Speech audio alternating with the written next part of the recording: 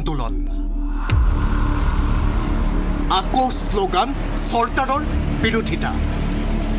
কিন্তু এইবাৰ কি হ'ব 19ৰ আন্দোলনৰ কি হৈছিল ৰাজপথৰ আন্দোলন সোমালগৈ পথাৰত দ্বিজেন্দ্ৰ দীপাঞ্চল সেম ঈশ্বৰ আব্দুল হতে হেৰুৱালে নিজৰ প্ৰাণ কিন্তু হলগৈ কি কা বাতিল নহল বৰঞ্চ হলগৈ আইন প্ৰকৃত আন্দোলন কৰিছিল ছাত্ৰসকলে আন্দোলনৰ প্ৰকৃত শক্তি যুৱ সমাজ নিস্বাৰ্থ আন্দোলনে সিদ্ধান্ত সলনি কৰিবনে চৰকাৰৰ কৃষক আন্দোলনে শক্তি দিছে কা আন্দোলনক এইবাৰ কি হ'ব প্ৰতিবাদৰ ভাষা হ্যাশট্যাগত আজি কাৰ স্বাৰ্থ কা দ্বিজেন্দ্ৰ পাংগিং দীপাঞ্জল দাস সেম ষ্টেফৰ্ড ঈশ্বৰ নায়ক আৰু আব্দুল আলী এওঁলোকে নিজৰ প্ৰাণ হেৰুৱালে এই আন্দোলনখনৰ নামত 5 গৰাকীকৈ লোকে নিজৰ জীৱনৰ আহুতি দিছিল এই কা আন্দোলনৰ নামত 2019ৰ সেই দিনবিলাক 2020 বৰ্ষৰ সেই প্ৰতিবাদবিলাক হয়তো কোনেও পাহৰা নাই আৰু নাপাহৰাটো উচিত কাৰণ অসমৰ ইতিহাসত তিৰাশীৰ পাছত হয়তো এটা আটাইতকৈ ডাঙৰ এটা শক্তিশালী আন্দোলন এটা প্ৰতিবাদ গঢ় লৈ উঠিছিল অসমত কিন্তু সেই প্ৰতিবাদৰ কি হ'লগৈ কি কাৰণে স্থিমিত হ'ল সেই আন্দোলন একাংশই কয় কৰোনাই গোটেই কা আন্দোলনক স্থিমিত কৰিলে আন্দোলনটো যিফালে লৈ যোৱা হ'ল ইয়াত আচলতে কাৰোবাৰ চক্ৰান্ত আছিল নেখে আন কিবা এই আন্দোলনটো যদিও সাৰ্থক নহল বুলি এই কাৰণেই কৈছোঁ কাৰণ বিজেপি চৰকাৰখনে গোটেই ৰাজ্যজুৰি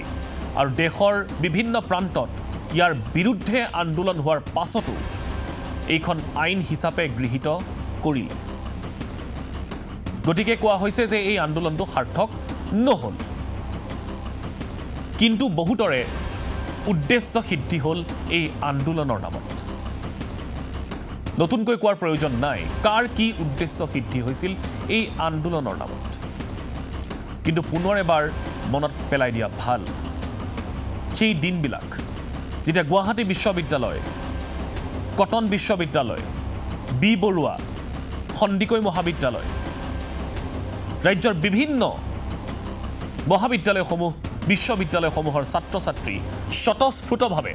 ৰাজপথলৈ ওলাই আহিছিল আৰু তেওঁলোকে এই আইনখনৰ বিৰুদ্ধাচৰণ কৰি প্ৰতিবাদ সাব্যস্ত কৰিছিল দৃশ্য আজিও আমাৰ তাত আছে জিএছ ৰোড দিছপুৰ যেনেধৰণে আবদ্ধ হৈ পৰিছিল সেই আন্দোলন আটাইতকৈ শক্তিশালী আন্দোলন আছিল ছাত্ৰ সমাজে কৰা আন্দোলন আটাইতকৈ শক্তিশালী আন্দোলন আছিল কিন্তু এই আন্দোলনক পৰৱৰ্তী সময়ছোৱাত আন এটা ফাললৈ লৈ যোৱা হ'ল আৰু ই এটা সত্য কথা সেয়া যিয়েই নহওক এতিয়া গোটেই দেশ জোকাৰি যোৱা কৃষক আন্দোলনে আকৌ এবাৰ এই কা আন্দোলনক জাগ্ৰত কৰিছে সৰু অসম ছাত্ৰ সন্থাই কালিৰ দিনটোত আকৌ এবাৰ স্পষ্টকৈ ঘোষণা কৰিছে যে কা আন্দোলন আকৌ আৰম্ভ হ'ব অব্যাহত থাকিব যেতিয়ালৈকে ৰাজ্য আৰু কেন্দ্ৰীয় চৰকাৰে এই আইনখন বাতিলৰ সিদ্ধান্ত নলয় কিন্তু আটাইতকৈ ডাঙৰ কথা এয়াই যে এইবাৰ যদি সঁচাকৈ কা বিৰোধী আন্দোলন হয় তেতিয়াহ'লে নেতৃত্ব ল'ব লাগিব যুৱচামৰ বাহিৰে ইয়াৰ নেতৃত্ব যদি বেলেগৰ হাতলৈ যায় তেতিয়াহ'লে কি হ'ব সেয়া ইতিমধ্যে ৰাজ্যবাসীয়ে গম পাইছে যুৱচামে এই নেতৃত্ব ল'বলগীয়াৰ কাৰণ দুটা প্ৰথম কাৰণ হৈছে যে এই আন্দোলনখন যদি বাতিল নহয় তেতিয়াহ'লে আশংকা কৰা ধৰণে এই আইনখন যদি ভৱিষ্যতলৈ অসম আৰু অসমীয়াৰ বাবে এটা বিপদ হৈ থিয় দিয়ে তেতিয়াহ'লে তাৰ সন্মুখীন এই যুৱচামে হ'ব লাগিব আৰু যদি এই আইনখন বাতিল হয় আৰু যদি সঁচাকৈয়ে এই আইনখন বাতিল হোৱাৰ ফলত অসম আৰু অসমীয়াৰ কিবা ভাল হয় তাৰো ফল এই যুৱচামেই পাব আৰু সেইকাৰণেই এই যুঁজখন এইবাৰ যুৱচামে ল'ব লাগিব কোনো ধৰণৰ স্বাৰ্থ নোহোৱাকৈ কেৱল আৰু কেৱল অসম আৰু অসমীয়াৰ বাবে এই নেতৃত্ব এইবাৰ যুৱচামে ল'ব লাগিব এই আইনখনক আইনী যুঁজ দিয়াত একাংশ অভিজ্ঞতা সম্পন্ন মানুহে তেওঁলোকক সহায় কৰিব লাগিব কিন্তু আকৌ কৈছোঁ নেতৃত্ব এইবাৰ কোনো দল কোনো সংগঠন নহয় এইবাৰ যুৱ শক্তিয়ে বিভিন্ন মহাবিদ্যালয় বিভিন্ন বিশ্ববিদ্যালয় বিভিন্ন বিদ্যালয়ৰ পৰা এই কা আন্দোলনখন আগবঢ়াই লৈ যাব লাগিব তেতিয়াহে যদি কা আন্দোলনৰ প্ৰকৃত উদ্দেশ্যটো সাৰ্থক হয় বিভিন্ন বিষয় আলোচনা কৰিবলগীয়া আছে এই নতুন চিন্তাধাৰাক লৈ সকলো সামৰি আজিৰ আমাৰ বিশেষ সম্প্ৰচাৰ হেছটেগ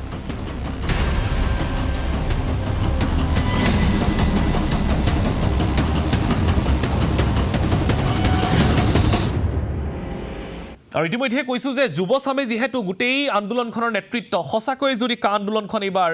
মানুহে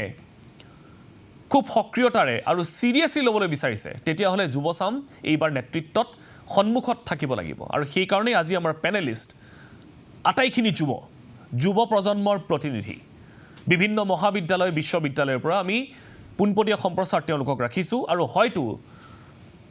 অসমৰ টকশ্ব'ৰ ইতিহাসত প্ৰথমবাৰৰ বাবে আটাইকেইখন বিশ্ববিদ্যালয়ৰ প্ৰতিনিধি আমাৰ সৈতে আজি উপস্থিত আছে মই প্ৰথমতে চিনাকি কৰাই দিছোঁ আমাৰ সৈতে ষ্টুডিঅ'ত এই মুহূৰ্তত উপস্থিত আছে Rahul Bordoloi GS PGSU cotton বিশ্ববিদ্যালয় মই ৰাহুলক স্বাগতম জনাইছোঁ আমাৰ সৈতে বৰ্তমান ষ্টুডিঅ'ত উপস্থিত আছে ভাৰতীয় জনতা পাৰ্টিৰ ইউথ পেনেলিষ্ট লাকি গগৈ মই লাকিক স্বাগতম জনাইছোঁ আমাৰ সৈতে এই মুহূৰ্তত উপস্থিত আছে ডিব্ৰুগড়ৰ পৰা ডিব্ৰুগড় বিশ্ববিদ্যালয়ৰ প্ৰাক্তন সাধাৰণ সম্পাদক PGSUৰ ডেভিড হাজৰিকা মই ডেভিডক আমাৰ অনুষ্ঠানলৈ স্বাগতম জনাইছোঁ আমাৰ সৈতে এই মুহূৰ্তত উপস্থিত আছে অসম বিশ্ববিদ্যালয় শিলচৰৰ বৰ্তমানৰ PGSUৰ সভাপতি বিশ্বৰূপ ভট্টাচাৰ্য মই বিশ্বৰূপক আমাৰ এই অনুষ্ঠানৰ মাজলৈ স্বাগতম জনালোঁ খন্তেক সময়ৰ পাছতেই আমি সংযুক্ত হ'ম তেজপুৰ বিশ্ববিদ্যালয়ৰ ছাত্ৰ একতা সভাৰ সভাপতি জ্যোতিষপল ডেকাৰ সৈতে আৰু খন্তেক সময়ৰ পাছতেই আমি সংযোগ স্থাপন কৰিম গুৱাহাটী বিশ্ববিদ্যালয়ৰ প্ৰাক্তন সাধাৰণ সম্পাদক PGSU মঞ্জিত শৰ্মা আৰু বৰ্তমানৰ একাংশ প্ৰতিনিধিৰ সৈতে আটাইখিনি আজি যুৱ প্ৰজন্মৰ প্ৰতিনিধি আৰম্ভ কৰিছোঁ আমাৰ অনুষ্ঠান ৰাহুল বৰদলৈ আপোনাৰ পৰা আকৌ এবাৰ কা আন্দোলনৰ উকমুকনি ৰাজ্যত হৈছে আমি সকলোৱে ক'বই লাগিব বিগত সময়ছোৱাত যিটো কা আন্দোলন হৈছিল বিশেষকৈ 2019 বৰ্ষত সেই আন্দোলন 2020লৈ আগবাঢ়িল আৰু 20ত ক্ৰমাৎ সেইটো প্ৰশমিত হ'বলৈ ধৰিলে সেই আন্দোলনৰ ধাৰা সেই আন্দোলনৰ ধাৰ ক'ৰবাত প্ৰশমিত হ'বলৈ ধৰিলে এতিয়া প্ৰথম প্ৰশ্নটো একাংশ প্ৰতিবাদকাৰীয়ে আন্দোলনকাৰীয়ে কৈছিল যে একমাত্ৰ কৰোনাৰ বাবে সেই আন্দোলনটো প্ৰশমিত হ'ল যাৰ ফলত আন্দোলনটো সাৰ্থক নহ'ল আৰু তাৰ ফল আজি অসমবাসীয়ে পাইছে আইনখন গৃহীত হৈছে কেৱল ৰুলছ আহিব বাকী আছে ক'ত সুৰুঙা ৰৈ গ'ল আৰু আগন্তুক সময়ত এই যুৱচামে আমি সকলোৱে মিলি কি কৰা উচিত হ'ব সুৰুঙাতকৈ আগতে এটা মই শব্দ বেছি ইয়াতে খাপ খাব মই ক'ম যে এটা সময়ত কেনা লাগিলে আমাৰ আন্দোলন ধুনীয়াকৈ চলি আছিল 2019 চনৰ কথাই কৈছোঁ পিছলৈ বৰ জংগী আন্দোলনলৈ পৰিৱৰ্তন হ'ল ৰাজপথত বৰ জংগী আন্দোলন হ'ল আৰু এটা সময়ত চৰকাৰে ভয় খাই দেখিলে আপোনালোকে এনেকুৱা ধৰণৰ কিছুমান পদ্ধতি ল'লে যি অসমে কেতিয়াও দেখা নাছিল বা আমাৰ প্ৰজন্মই কেতিয়াও সেইখিনিৰ সন্মুখীন হোৱা নাছিল সেইখিনিতেই ছাত্ৰ সমাজক কেনেবাকৈ অলপমান ঠেলি দিয়া যেন অনুভৱ হ'ল ছাত্ৰ সমাজৰ মই নেতৃত্ব বুলি ঠিক নকওঁ আমি ছাত্ৰ সমাজে নেতৃত্ব লোৱা নাছিলোঁ আমি খালি আগুৱাই নিছিলোঁ আমি তাৰ সেই গোটেই সুতটোৰ এটা মাত্ৰ বিন্দু এটা আছিলোঁ আমি গোটেইখিনি কিন্তু এটাই আমাৰ মাজত একতা আছিল যে আমাৰ মনত যিখিনি স্পৃহা আছিল আৰু যিখিনি স্বতঃস্ফূৰ্ত আমাৰ ধাৰা আছিল আমাৰ ভাৱধাৰা আছিল সেই গোটেইখিনি এক আছিল সেইকাৰণে গোটেইখিনি মিলি খুব ডাঙৰ জোৱাৰ এটা হ'বলৈ পাইছিলে কিন্তু আমাৰ জোৱাৰ ভেটিব পাৰিলে কিছুমানে কাৰণ আমি তাৰ প্ৰতিফলন পিছলৈ দেখা পালোঁ সেইখিনি জেগাতে আমাৰ কিছুমান ভুল হ'ল আমাৰ বুলি নকওঁ কাৰণ আমিও যথেষ্ট অভিজ্ঞ নহয় এই ক্ষেত্ৰত কেনেকৈ এখন আন্দোলন আগুৱাই নিব লাগে কেনেকৈ আমি সফল হ'ব লাগে সেইখিনি ক্ষেত্ৰত কিছুমান ক্ষেত্ৰৰ পৰা কিছুমান আওপকীয়াকৈ আমাক আঁতৰোৱা হ'ল বা যিয়ে নহওক পৰিৱেশটো সলনি হোৱাৰ পিছতে আন্দোলনৰ যি জংগী ভাৱধাৰা আন্দোলনৰ যি আচল আমাৰ লক্ষ্য আমাৰ যি সন্মুখত আছিল সেই লক্ষ্যলৈ যাওঁতে যেন আমাৰ পথটো বৰ আমোদজনক পথ এটাহে হ'ল বৰ অন্য পথ এটাহে হ'ল আমি সেই পথৰ মাজত যাওঁতে আমি বিভিন্ন ধৰণৰ দৃশ্য দেখিবলৈ পালোঁ কিন্তু আমি লাষ্টত সেই দৃশ্যবোৰ চাওঁতে আমাৰ সন্মুখৰ লক্ষ্য পাহৰি গ'লোঁ কেনেকুৱা দৃশ্য ৰাহুল বিভিন্ন ইতিমধ্যে আপোনালোকে মোৰ কথাখিনিত গম পাইছে যে আমাৰ আন্দোলনৰ যি মূল লক্ষ্য সেই লক্ষ্যটোক আমি মুখেৰে কমকৈ ক'বলৈ ল'লোঁ আন্দোলনৰ ধাৰ কমি গ'ল সেই চোকা আন্দোলন কমি গ'ল আমাৰ মুখৰ চোকা শব্দ গৈ গানলৈ পৰিৱৰ্তন হ'ল আৰু গীত মাতৰ মাজেৰে আন্দোলন নহয় নিশ্চয় বৈপ্লৱিক আন্দোলন এটা হ'ব পাৰে এটা বিপ্লৱ গীত মাতৰে মাজেদি আহিব পাৰে কিন্তু আন্দোলন যদি হ'ব আছে চৰকাৰ যদি সলনি কৰিব আছে চৰকাৰৰ যদি ভাৱধাৰা সলনি কৰিব দিছপুৰ যদি হিলাব আছে আমি তেতিয়াহ'লে দিছপুৰলৈ আহিব পাব লাগিছিলে দিছপুৰত আমি যদি প্ৰথম দিন আহিব নোৱাৰিলোঁ দ্বিতীয় দিন আমি দিছপুৰ আহি তাৰ গেট আমি ভাঙিব পাৰিব লাগিছিলে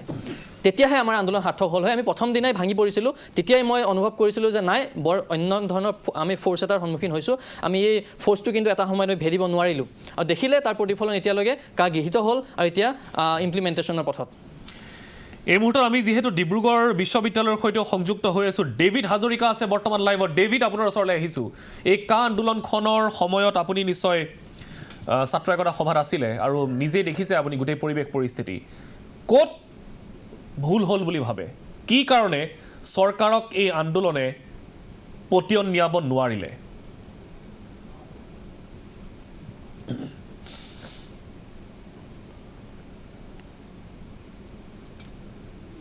মই আসলে ভাবোঁ যে আমি বিভিন্ন সময়ত কৈ থকা হয় যে অসমীয়া খিলঞ্জীয়া মানুহৰ কা বিৰোধী যিখন সংগ্ৰাম সেই সংগ্ৰাম স্থিবিত হৈছে এই কথাৰ লগত মই মানে কোনো কাৰণতে মই একমত হ'ব নোৱাৰোঁ এই কাৰণেই কাৰণ এতিয়াও দেখিছোঁ যি যুৱ চামৰ কথা কৈ আছে আমাৰ বিশ্ববিদ্যালয় মহাবিদ্যালয়ৰ ছাত্ৰ ছাত্ৰীসকলৰ কথা ইয়াত এই আলোচনাত কৈ থকা হৈছে বিশ্ববিদ্যালয় মহাবিদ্যালয়ৰ ছাত্ৰ ছাত্ৰীসকলৰ মনৰ পৰা কা বিৰোধী যি সেই জ্বলি থকা যিকোৰা জুই সেইকোৰা কিন্তু এতিয়াও নিৰ্বাপিত হোৱা নাই আৰু আচলতে সময়ৰ কিছু আহ্বানত মানে শেহতীয়াকৈ যিটো এটা ক'ভিড সৃষ্ট এটা মহামাৰীৰ যিটো পৰিস্থিতি হ'ল যে মানুহে নিজৰ জীৱন ৰক্ষাৰ কাৰণে ঘৰৰ পৰা ওলাব নোৱাৰা এটা পৰিস্থিতি হ'ল এটা সময়ত ঠিক আজিৰ পৰা 1.5 বছৰ আগতে 2020 চনৰ মাৰ্চ মাহৰ পৰা সেই সময়ৰ পৰা ক'ভিড সৃষ্ট যিটো পৰিৱেশ হ'ল যে মানুহ ঘৰৰ পৰা ওলাব নোৱাৰা হ'ল গতিকে তাৰপিছত আন্দোলন কৰা এটা পৰিৱেশ নাছিলে কিন্তু এতিয়া যিহেতু এটা আমি প্ৰায় এটা স্বাভাৱিক অৱস্থালৈ ঘূৰি আহিছোঁ আমি ভাবিছোঁ যে আমাৰ বিশ্ববিদ্যালয় মহাবিদ্যালয়ৰ ছাত্ৰ ছাত্ৰীসকল কাৰণ আমি সেই সময়ত যেতিয়া আমি কা বিৰোধী আন্দোলন কৰিছিলোঁ আমি বিশ্ববিদ্যালয় মহাবিদ্যালয়ৰ ছাত্ৰ ছাত্ৰী যিদিনা কটন কলেজ সন্দিকৈ ছোৱালী কলেজ তাৰ লগতে গুৱাহাটীৰ 6খনকৈ মহাবিদ্যালয়ৰ ছাত্ৰ ছাত্ৰীসকল যেতিয়া ওলাই আহি পেলাই তেওঁলোক দিছপুৰ পাইছিলেহি তেওঁলোকৰ ওপৰত যেতিয়া বেত্ৰাঘাত কৰা হৈছিলে সেই সময়তে কিন্তু অসমৰ প্ৰত্যেকখন বিশ্ববিদ্যালয় মহাবিদ্যালয়ৰ ছাত্ৰ ছাত্ৰীসকলে যেতিয়া আমি প্ৰত্যক্ষ কৰিছিলোঁ যে আমাৰ সতীৰ্থসকলৰ ওপৰত যিসকল দেশৰ কাৰণে ওলাই আহিছে তেওঁলোকৰ ওপৰত যেতিয়া বেত্ৰাঘাত কৰা হৈছিলে সেই সময়তে কিন্তু কা আন্দোলনটো সমগ্ৰ অসমত ছাত্ৰ ছাত্ৰীসকলৰ তেওঁলোকৰ যৌথ প্ৰচেষ্টাত এই সমগ্ৰ আন্দোলনটো গোটেই অসমত বিয়পি পৰিছিলে গতিকে মই ভাবোঁ যে আমি ডিব্ৰুগড় বিশ্ববিদ্যালয়ত যেতিয়া আন্দোলন কৰিছিলোঁ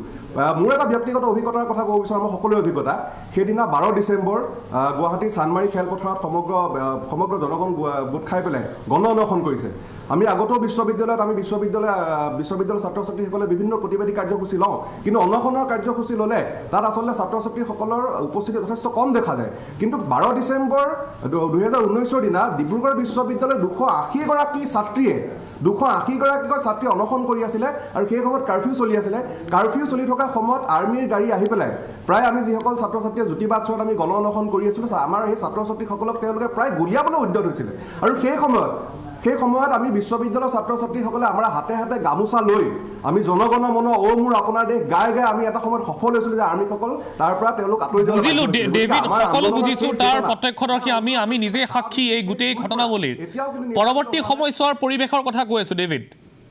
কি হ'লগৈ তাৰপিছত পৰৱৰ্তী সময়ছোৱাত চাওক যে মই এটা কথাই ক'ব বিচাৰিছোঁ আমাৰ বিশ্ববিদ্যালয় মহাবিদ্যালয়ৰ ছাত্ৰ ছাত্ৰীসকলৰ সেই যি চেতনা সেই চেতনা এতিয়াও একে আছে খালি আমি কিছুমান পৰ্যালোচনা কৰিব লাগিব আমি নিজৰ মাজত কিছুমান আমি চাবও লাগিব যে ক'ৰবাত আমাৰ কিবা ভুল হৈছে নেকি গতিকে সেই ভুলখিনি ভৱিষ্যতৰ দিনত এই কা বিৰোধী সংগ্ৰামখন সফল কৰাৰ স্বাৰ্থত আমি সকলোৱে মিলি চিন্তা চৰ্চা কৰি পেলাই সকলোৱে একত্ৰিত হৈ পেলাই কা বিৰোধী সংগ্ৰামখন আমি আগুৱাই নিব পাৰিম বুলি আমাৰ দৃঢ় বিশ্বাস আছে লাকি আছে আমাৰ সৈতে লাকি গগৈ তেখেত ভাৰতীয় জনতা পাৰ্টি ইউথ পেনেলিষ্ট এতিয়া চৰকাৰখনে বিগত সময়ছোৱাত বিভিন্ন আন্দোলনৰ সন্মুখীন হ'ল, বিভিন্ন প্ৰতিবাদৰ সন্মুখীন হ'ল আৰু বহু কথা হ'ল। আপুনিও দেখিছে, ময়ো দেখিছোঁ। তাৰ মাজতো চৰকাৰে এই আইনখন গৃহীত কৰিলে, যথেষ্ট হুলস্থুলীয়া পৰিৱেশৰ মাজত এই আইনখন গৃহীত কৰিলে। কিন্তু আজি বহু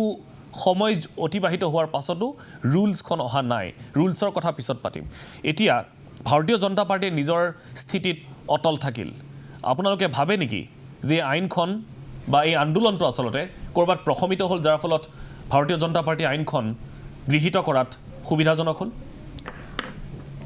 2019 চনৰ ফেব্ৰুৱাৰীৰ 17 তাৰিখে অসমৰ লখিমপুৰত এখন সভা হৈছিল যুৱ সমাজক উদ্দেশ্যি, আৰু তাত সেই সময়ৰ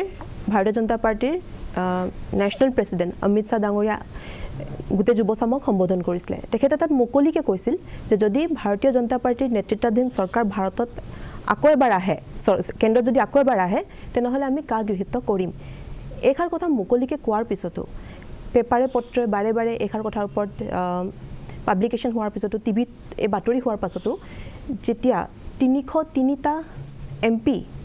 বিজেপিৰ নিজৰ আৰু NDAৰ 350ৰ ওপৰতো ইমান বহুমত লয় এখন চৰকাৰ বনোৱাৰ পাছত, মই ভাবোঁ নিশ্চিতৰূপে আমি এইটো বুজি ল'ব লাগে। মই বিজেপিৰ পেনেলিষ্ট বুলিয়ে নহয়, মই এইষাৰ কথা এইকাৰণে কৈছোঁ কাৰণটো ময়ো এগৰাকী ভোটাৰ হয়। আমি এইষাৰ কথা বুজি পাব লাগে যে নিশ্চিতৰূপে ৰাইজে কাক হয়তো চাগে সেই ধৰণে বিৰোধিতা নাই কৰা, যি ধৰণে টিভিত বা কিছুমান যুৱচামৰ নেতাই মনৰ ভিতৰত ভাবি লৈছে। কাক আচলতে মই ভাবোঁ ৰাইজে সমৰ্থন কৰিছে। কিছুমান কাৰণত হয়তো চাগে আমাৰ মাজৰ কিছুমান যুৱকসকলে সমৰ্থন কৰিব পৰা নাই, তেওঁলোকে নিজৰ মতে মই খতম কৰি লওঁ। চাওক, যদি আমি গণতান্ত্ৰিক দেশখনৰ যিহেতু আমি নিবাসী হয়, আমি এইটো কথা বুজিব লাগিব যে গণতান্ত্ৰিক প্ৰক্ৰিয়াৰে এখন চৰকাৰ আহিছে আৰু সেই চৰকাৰখনে সম্পূৰ্ণ নিয়মৰ মতে এই আইন গৃহীত কৰিছে। আৰু আপোনাৰ যি ৰুলছৰ কথা কৈছে, এই ৰুলছো আপোনাৰ অতি শীঘ্ৰে আহিব। জানুৱাৰী মাহৰ 9 তাৰিখত 2022 ডেট ৰাখি থৈছে। তাৰ পাছত ৰুলছ হৈ যাব লাগে আৰু সোনকালে আপোনাৰ এখন আইন বলবৎ মানে আপোনাৰ ইমপ্লিমেণ্টেশ্যনৰ ফালে যাব। তো মই ভাবোঁ যে ইয়াত গোটেই প্ৰক্ৰিয়াটোত ৰাস্তাত আমাৰ যুৱচাম নামি যোৱাত মই ক'ৰবাত অকণমান সন্তুষ্ট নহয়। এইটো কাৰণে সন্তুষ্ট নহয় কাৰণটো চাওক, আপোনাৰ ৰাস্তা ঘাট যিদৰে জ্বলাইছিল, আমাৰ পাব্লিক প্ৰপাৰ্টি, আমাৰ যি পাব্লিক প্ৰাইভেট, আপোনাৰ যে ৰাস্তাত যেতিয়া গাড়ী ঘোঁৰা জ্বলিছিলে, পাব্লিক প্ৰাইভেট চব ধৰণৰ প্ৰপাৰ্টি, চব ধৰণৰ সম্পত্তি জ্বলিছিলে। 1000 কোটি টকাৰ টুৰিজিমৰ লছ হৈছিল। অসমৰ এগ্ৰিকালচাৰ বা টুৰিজিমে আপোনাৰ বাণিজ্য উপাৰ্জনৰ এটা বহুত ডাঙৰ ডাঙৰ বাট হয়। 3টাকে ৰেলৱে ষ্টেচন জ্বলিছিলে, পোষ্ট অফিচ জ্বলিছিল। এই ক্ষেত্ৰত মই ভাবোঁ মই সমৰ্থন নকৰোঁ এনেধৰণৰ আন্দোলনৰ। এইটো মই অকল বিজেপি বুলিয়ে নহয়, এগৰাকী ভোটাৰ হিচাপে কৈছোঁ, এগৰাকী সাধাৰণ ব্যক্তি হিচাপে কৈছোঁ। আৰু সেইকাৰণে হয়তো ক'ৰবাত চাগে সম্পূৰ্ণ সমৰ্থন ৰাইজৰ নাপালে। মই এটা কথা এইখিনিতে কৈ থৈ দিওঁ, এই যিবিলাক ভঙা চিঙা, এইবিলাক যিবিলাক ধ্বংস হৈছে তাৰ সমৰ্থন আমিও নকৰোঁ। কাৰণ আন্দোলন মানে ভঙা চিঙা বা এনেধৰণৰ পাব্লিক প্ৰপাৰ্টি বিনষ্ট কৰা নহয়। সেইটোত কোনোবা তৃতীয় শক্তি সোমাইছে বুলি আমি আশংকা কৰিছোঁ। তৃতীয় শক্তিয়ে গোটেই আন্দোলনটো বেলেগ ফালে লৈ যাবলৈ হয়তো চেষ্টা কৰিছিল, যাৰ ফলত এই তোৰ ফোৰবিলাক কৰিছিল, যাক কোৱা হয় ভঙা চিঙা কৰিছিল। সেইটোৰ সমৰ্থন আমি নকৰোঁ। কিন্তু হ'ল বুলি এখন ফিল্ডৰ ভিতৰত কোনোবাই গান গাই প্ৰতিবাদ সাব্যস্ত কৰি থাকিব, তাত চৰকাৰে সেইটো কথা মানি লৈ এখন আইন বাতিল কৰিব, সেইটোও হ'ব নোৱাৰে। কেতিয়াও নহয়, সেইকাৰণে বাতিল হোৱাও নাই। এই প্ৰক্ৰিয়াটোৱে সম্পূৰ্ণ ভুল আছিল। মই সেইটোৱে কৈছোঁ, ৰাস্তাত নামা, জুই জ্বলোৱা আৰু এই শিল্পীৰ লগত মই ভাবোঁ লগ লাগি যুঁজ দিয়া যুৱচামে এইকেইটাই ভুল কৰিলে। যদি আপোনালোকে যুঁজ দিব বিচাৰিছে, মই যুৱচামক এইটো কাৰণে কৈছোঁ কাৰণ মই এগৰাকী যুৱ প্ৰতিনিধিয়ে, আৰু মই সেইকাৰণে ক'ব বিচাৰিছোঁ যে আপোনালোকে, আমি কওঁ যে যুৱ শক্তি ৰাষ্ট্ৰ শক্তি, আপোনালোকৰ কোনো পধ্যে মই অপমান কৰিবলৈ অহা নাই ইয়াত। মোৰ আইডিঅ'লজি বেলেগ হ'ব পাৰে, কিন্তু আপোনালোকে আগুৱাই গৈছে, তেতিয়া আপোনালোকে আইনী প্ৰক্ৰিয়াৰে আগুৱাওক। সেইটো আপোনালোকে আইনী প্ৰক্ৰিয়াৰে গৈ যদি কিবা কৰিব পাৰে সেই পদক্ষেপ লওক, আমি আপত্তি নকৰোঁ। কিন্তু আকৌ দুনাই ৰাস্তাত নাহিব, সম্পত্তি ধ্বংস নকৰিব। আপোনালোকলৈ এইটো মোৰ অনুৰোধ থাকিলে। এই মুহূৰ্তত আমি সংযুক্ত হৈছোঁ বৰ্তমান সময়ত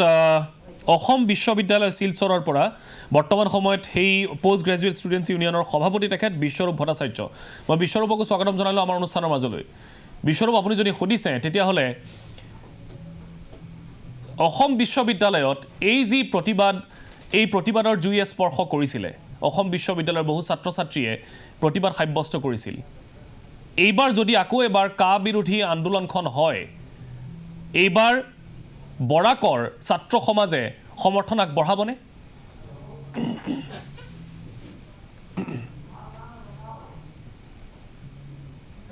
में बात करूंगा तो कंफर्टेबल है मेरे लिए,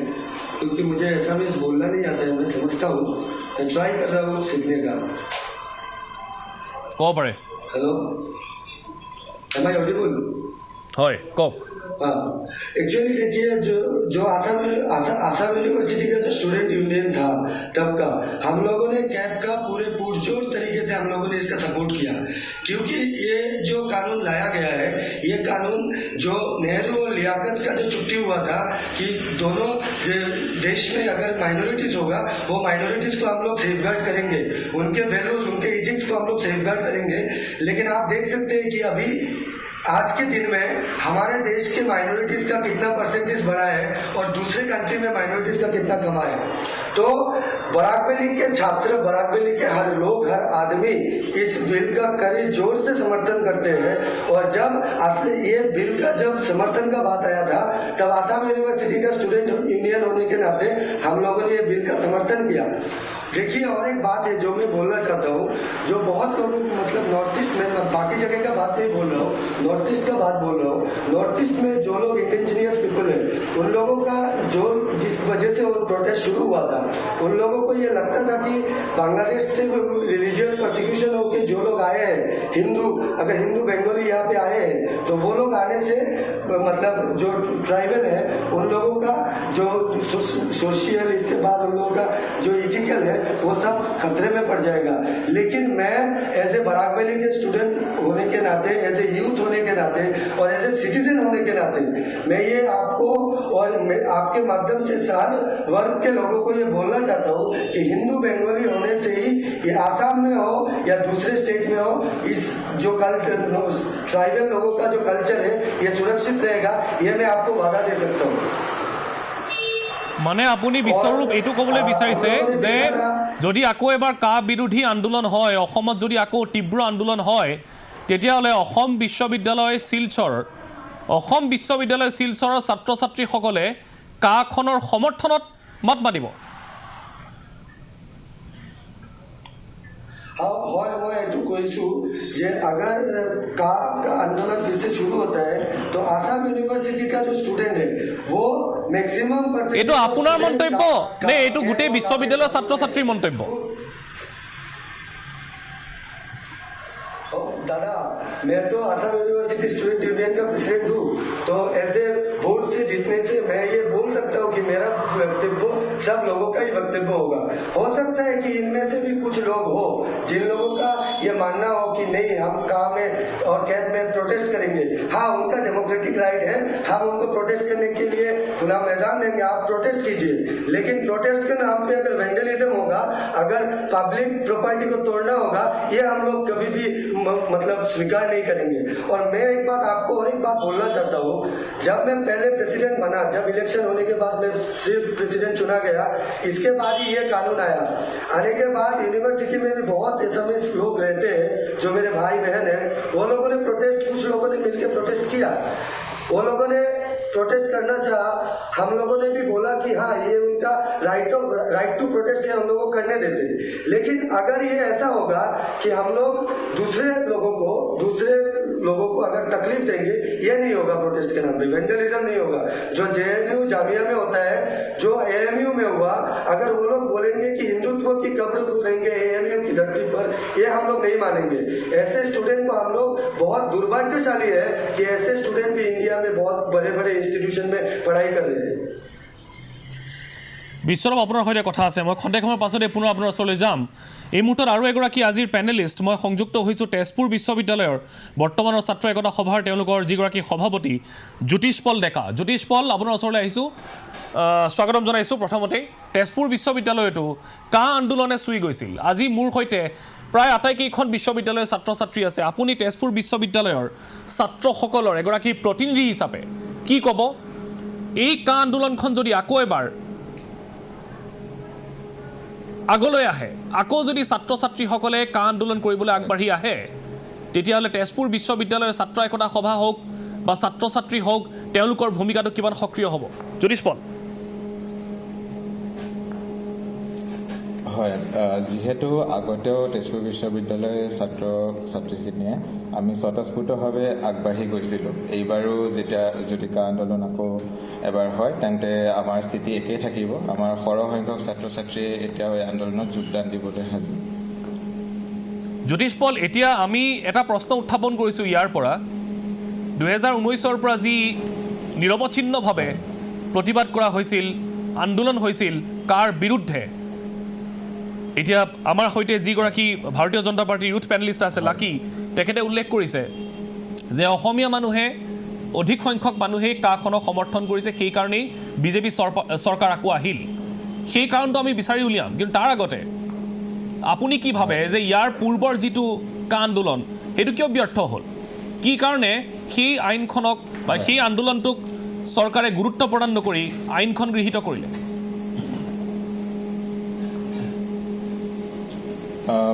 এনে আমাৰ পইণ্ট অফ ভিউ দিব গ'লে সেইটো টাইমৰ আমাৰ ফেইলাৰ বুলি ক'লে কেনেকুৱা কথা ওলাইছে যে কা আন্দোলনটো অভাৰটেক কৰিলে, হাইজেক কৰিলে বা কা আন্দোলনটো অৰ্গেনাইজ ইভেণ্ট টাইপত কৰিলে। বাট এজ এ ষ্টুডেণ্ট এইটো ভাবোঁ যে সেই কমপ্লেইনটো আমি কৰি থাকিলে নহ'ব। সেইটো টাইমত আমাৰো ৰোল আছিল যে যদি আমি গম পাইছিলোঁ যে এইটো হাইজেক হৈ গৈ আছে বা ভুল পথত গৈ আছে, আমাৰ ফালৰ পৰাও সেইটো ঠিক হোল্ড কৰি ৰখা বা এটা ভাল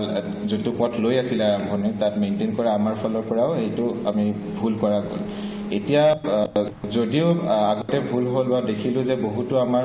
যিসকল একলগত আন্দোলন ওলাই আহিছিল তেওঁলোক বহুতক দেখা গ'ল হতাশ হ'ল বা বিপথো হ'ল, কিন্তু ইয়াৰ ফলস্বৰূপে ধৰক যিটো আমাৰ ৰুলিং গভমেণ্ট আছে তেওঁলোকৰ ষ্টেণ্ড পইণ্টটো হ'ল, তেওঁলোকে সেইটো সময়ত আমি দেখিবলৈ পাইছিলোঁ যে বহুত ধৰণৰ গভমেণ্টৰ ফালৰ পৰাও ভাইলেঞ্চ হৈছিল, 5জন শ্বহীদো হ'ল, যাৰ যোৱাকালি ধৰক সমগ্ৰ অসমতে সকলোৱে কণ্ডলেঞ্চ মিটিং পাতিছিলে। এতিয়া তেনেকুৱা ধৰণৰ ষ্টেপছবোৰ হৈ গ'ল, বাট এই নেগেটিভিটিটো আমি আঁতৰাই কিনে এটা পজিটিভ মাইণ্ডছেট লৈ আগবাঢ়ি থাকিব। এজ এ ছাত্ৰ সমাজ হিচাপে এইটো ক'ব বিচাৰিম যে ছাত্ৰ সমাজ আমিতো এটা ছেপাৰেটকৈ সমাজ নহয়, আমাৰ যিটো গ্ৰেটাৰ ছ'চাইটি আছে তাৰে এটা পাৰ্ট। ছাত্ৰ বুলি আমাক ডিজিগনেশ্যনটো এইকাৰণে দিছে কাৰণ আমি এটা ইনষ্টিটিউশ্যনত অধ্যয়ন কৰি আছোঁ। এতিয়া তাৰ আমাৰ ষ্টেপ যিবোৰ হ'ব বা যিবোৰ আছিলে হয়তো সৰু সৰু হ'ব পাৰে, হয়তো আমি কিছুমান সৰু সৰু ষ্টেপছ ল'ব পাৰোঁ, বাট আমি কেতিয়াও ৰৈ যাব নালাগে বা আমি কেতিয়াও আমাৰ কেপাচিটি যিমানটোলৈকে আমি পাৰোঁ আমি কৰি যাব লাগে। আৰু আমাৰ আগৰ যিখিনি ভুল হ'ল সেই ভুলৰ পৰা যদি আমি শিকি কিনে এতিয়া ষ্টেপছখিনি ঠিক কৰোঁ তেন্তে হয়তো আমি ছাকচেছফুল হ'ব পাৰোঁ। ৰাহুল বৰদলৈ, এটা এতিয়া প্ৰসংগ উত্থাপিত হৈছে যে আচলতে যিমানখিনি আমি দেখিলোঁ এই প্ৰতিবাদৰ নামত, যিমানখিনি হ'ল আন্দোলনৰ নামত যিখিনি হ'ল সেইখিনি আচলতে এটা ক্ষুদ্ৰ এটা চাম। বাকীখিনি মানুহে কিন্তু অসমৰ বাকীখিনি মানুহে কাখন বিচাৰিছিল, যাৰ ফলত চৰকাৰখন আকৌ আহিল। সেইটো প্ৰতিফলন নেকি বাৰু কেনেবাকৈ? বিজেপিৰ ইউথ পেনেলিষ্টগৰাকীৰ যিখিনি বক্তব্য আছিল তাতে মোৰ অলপমান অসুবিধা আছিল, মই তেতিয়া ক'ব খুজিছিলোঁ, মই সেইখিনি কথা এতিয়া কওঁ। তেওঁ কৈছিল যে অমিত শ্বাহে ঘোষণা কৰিছিল যে কা আমি আনিম, আৰু তাৰপিছত তেখেতে বহুমূল ভোটত তেওঁলোক জয়ী হ'ল, আৰু তাৰপিছত আমি কাখন আনিব খুজিছোঁ। কিন্তু গণতান্ত্ৰিক প্ৰতিবাদ এটা, ইমান ডাঙৰকৈ হোৱা প্ৰতিবাদ এটাক তেওঁলোকে কেনেকৈ ইমান সহজতে আওকাণ কৰিছে? আমি অকল কাখন আনিব লাগে বুলিয়েতো বিজেপিক ভোট কৰা নাছিলে ৰাইজে, যে কাখন আনিব আৰু বেলেগ আমাৰ অন্য একো নাই, তেওঁলোকৰ কোনো ধৰণৰ যুক্তিযুক্ততা নাই চৰকাৰত আহিব লগা, তেনেকুৱাতো কোনো কথা নাছিল। সেই হিচাপে মই খণ্ডন কৰিব খুজিছোঁ তেখেতৰ কথাটো। এটা সময়ত কৃষক আইনতো আছিল আইন হিচাপে, এতিয়া কেনেকৈ বাতিল হ'ল? কেনেবাকৈ আমাৰ যি আমাৰ কণ্ঠ, সেই কণ্ঠক তেওঁলোকে খুব আঁতৰতে আওকাণ কৰিবলৈ যত্ন কৰিছে নেকি? খুব ফ'ৰ্চফুলি আমাৰ কথাখিনি ৰখাব যত্ন কৰিছে নেকি? সেইখিনিও চাব লাগিব। কাৰণ ইমানখিনি মানুহ, ইমান ডাঙৰ এটা ঢৌত যিখিনি মানুহে কথাখিনি কৈছিল সেই সময়ত